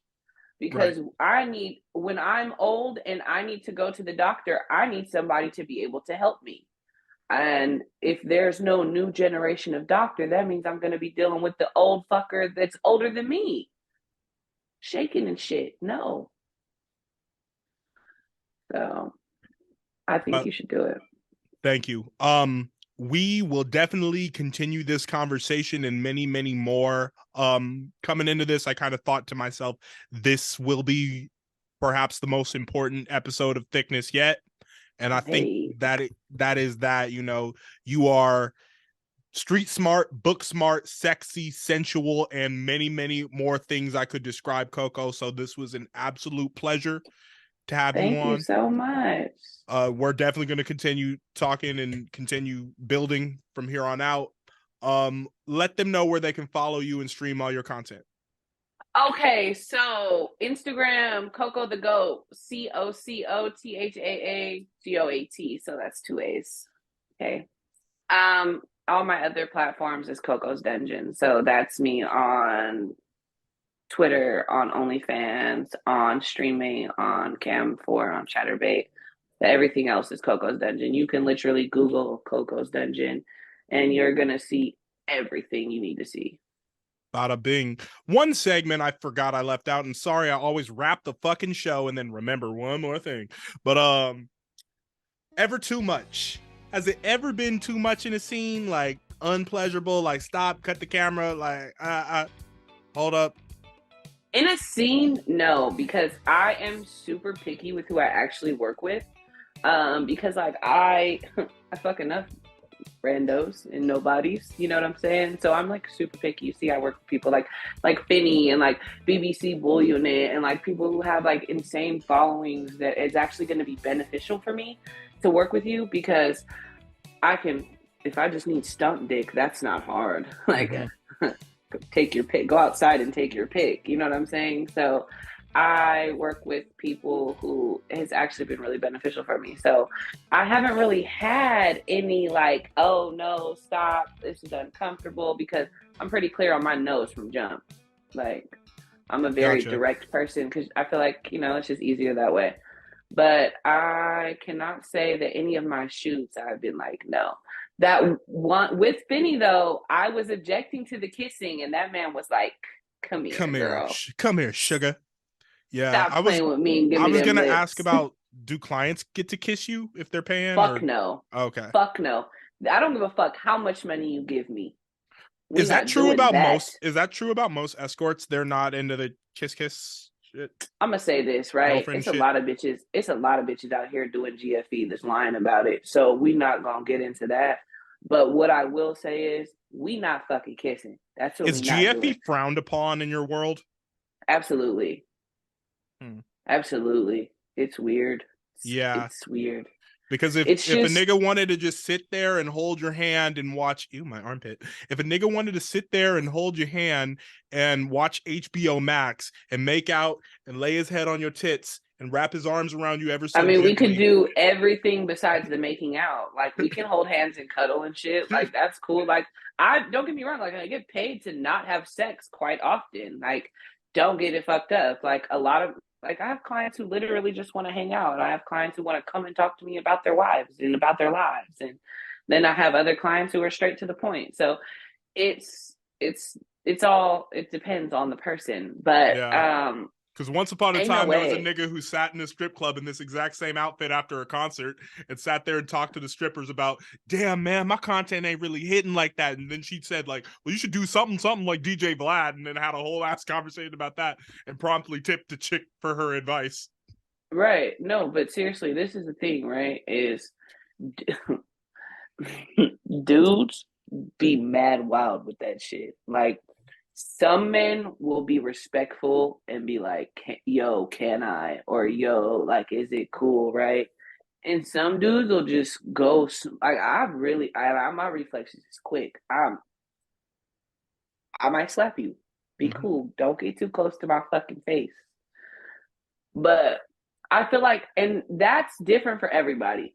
But I feel like because I don't want my personal sex life to be ruined, right? There are some things that you have to reserve specifically for yourself, for your own levels of intimacy, and for your own person.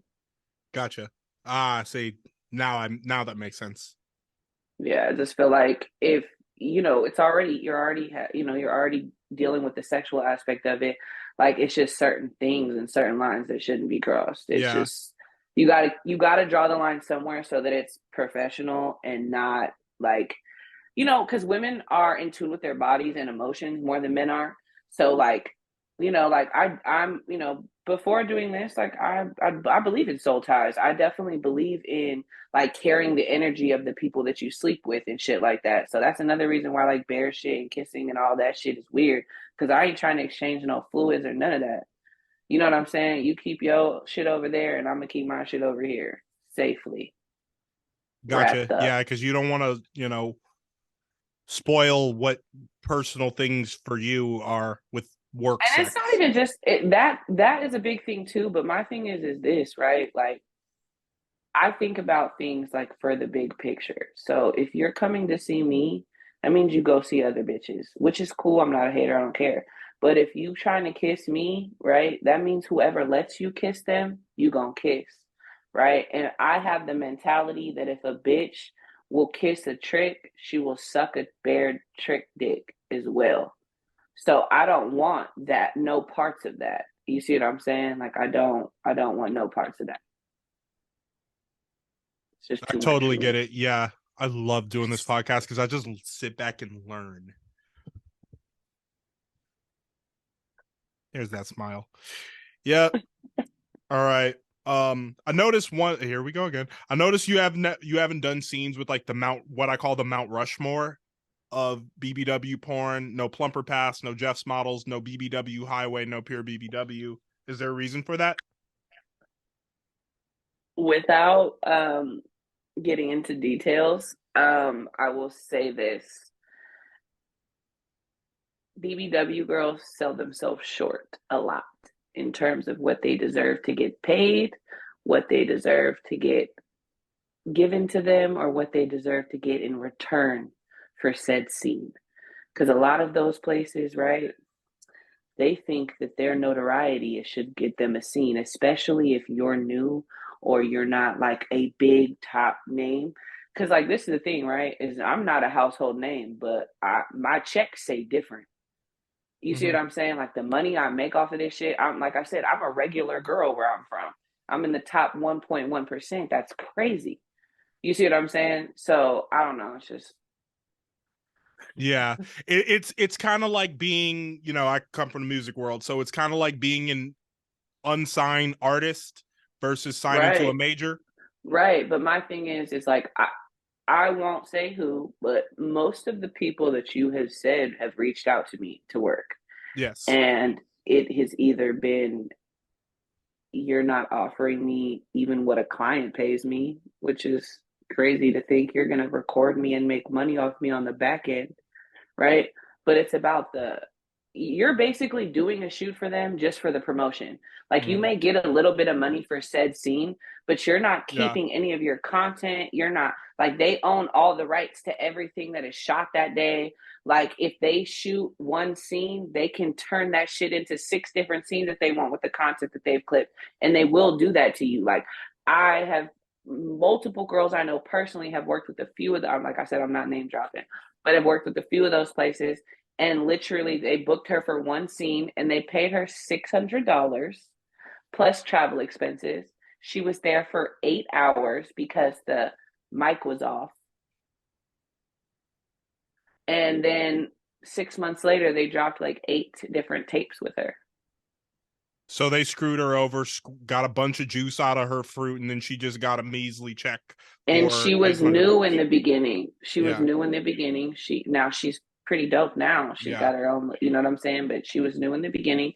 And I just feel like a lot of, especially mainstream companies, not only do they take advantage of women, but they, especially big girls, because you're dealing with a lot of women who, I don't want to say already have self-esteem issues, but already have value issues. Because I've noticed that a lot of plus size women, their self-esteem be through the fucking roof, but their value for themselves be low, and that should be throwing me. They feel like they're not entitled to the same money that a girl who is a size 0 or a size 2 is, and that's crazy. I feel like I should get paid what I weigh, so I should get paid more, baby.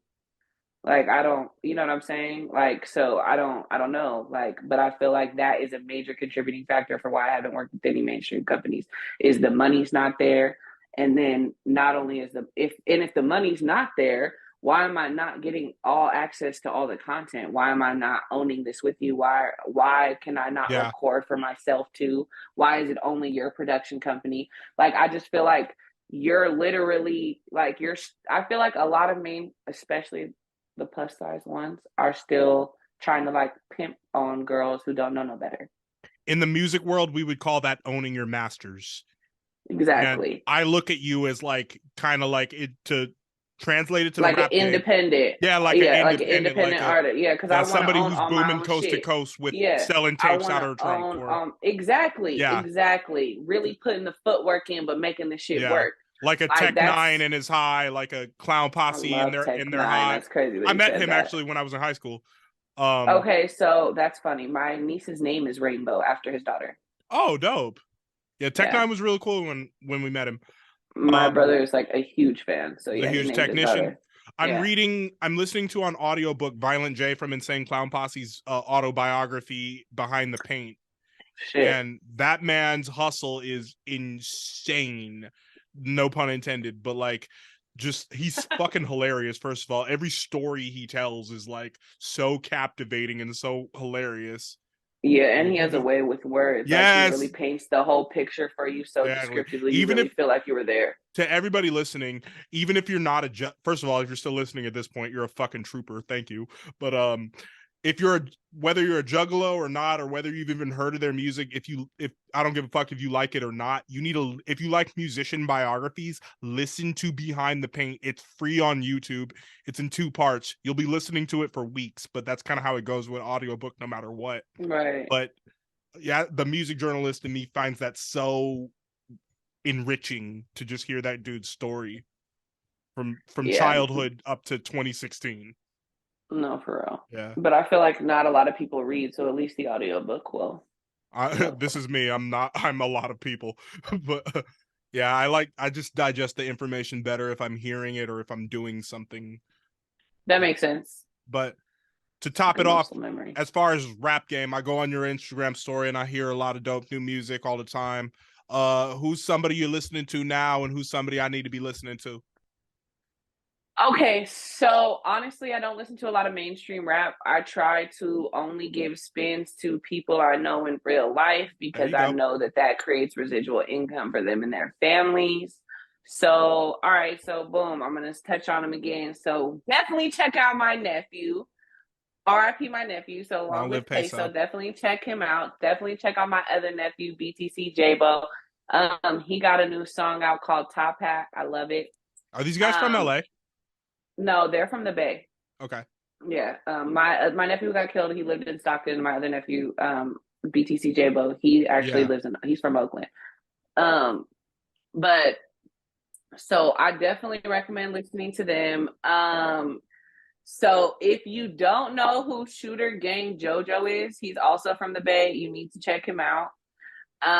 Repossession Ren, I just told you about him the other day. He got Those some names are fire shit fire. out. Yeah, yeah. So repossession, that's what they nicknamed like robbing people in the city. You feel me? They were calling him the Repo Man. And that's how he got his name. And then I ain't gonna lie, a couple other people I like who aren't from my city, Mr. Get Paper. He's from Ohio. He's from Cleveland. Let's see. Honestly, though, who you need to listen to is Simba. If you I actually saw him perform last Sunday. Okay. Oh, for real? I love him. Lyrically, I haven't gotten into him, but I saw him perform at 1500 or nothing. Lyrically, nobody's fucking with him right now. I'm not gonna lie. Like, that man put shit together, and I like how he can switch up his flow like most people can't. But yeah, I'm really all about the people I know in real life. Like Blasta, he's from Richmond. He's really good too. Blasta, yeah, I've listened to him. He's fire. Yeah, he's fire. He's been on songs with Ralphie the Plug, I think. Mm-hmm. Did you listen to O3 Greedo's new album? I don't really like Greedo. Really? Yeah, that man just did the quickest 20-year bid ever. 5 to 7 with Good Behavior. That was just shy of 5. I love Greedo's music. I do like his music though, but I'm not a big fan of him, if that makes sense. Gotcha. Like, and I'm really like that for real. If I don't like you, I don't give a fuck. Yeah, because a lot of niggas with their names and stuff, like if your rap name is too stupid, I don't fuck with you. Well, yeah, that too. But even just like as soon as you do some weird shit, like I used to love Meg. Megan Thee Stallion. Yeah. Oh my God, I used to love her. Everything about her whole personality, everything like that. But this shit, I can't get with it. That's how I felt about Doja Cat, honestly. I can't get with her either. She actually gets on my nerves. Yeah, I like the whole idea of her in that album where she was on the cover looking all pink and pretty was fire. And then I found her then when she was in that chat saying racist stuff with incels and letting them call her names, I'm like, ew, cringe. Yeah. I still think she's sexy though. Shout out to you, Doja. No, she is definitely still sexy, but that's about it. All right. That's about it. Anything else, Miss Coco, you want to plug here on Thickness Protection Program? Oh, no. Make sure you follow, like, subscribe. I didn't mean to keep you all night. I'm sorry. I just, I'm legit curious. So it's been a long time coming. All right, good. Miss Coco, thank you so much for getting down with the thickness. Everyone, this has been Thickness Protection Program. Check us out on YouTube and Spotify. Make sure you are following Thickness Protection Program on Instagram and follow at Thickness Pro on Twitter. Do I have any other social media? Hey, thank you for the 2005 followers and counting. Merch is on the way, y'all. I promised it. I'm going to get that for y'all soon. And yeah. We need crop tops. Crop tops. I want y'all would look cute in some underwear. Some underwear with the logo. Shorts. Some booty shorts. I need some booty shorts and a crop top. Let me go down to the garment district and see what's up. No, the thing is, I'm wearing this hat I wore. I made like a Shits and Giggles clothing line 2 years ago. Okay. A Thousand Island. Yeah. So I want to bring that back too. I got so many ideas. I want to bring that back. You gotta do something for the ladies, because like anything that they can wear while camming is gonna be clutch for you. So like I said, like sexy crop tops, underwear, like maybe some cute like little hats and shit. You know what I'm saying? Stuff like that. But honestly, your biggest, what's gonna be the biggest seller for you? A thickness protection program. Yeah. Why didn't that even cross my mind? Because I'm like, it would be cute to have it on a little condom. Like, here you go. And that's why I probably get a bunch of those pressed up for cheap. But on a fucking dildo? On a dildo. Damn. And then you can market it like made for big girls by big girls. I need your help. I need your help with that because I ain't never even. I haven't a clue how to get that shit cracking. I'm saying you could really do some shit with that. Hey, I'm glad you're Down with the thickness and in the palm tree at the same damn time. No, that's right. All right. Well, I had fun. Thank you. You're welcome. All right, Coco. See you later. Bye. Bye.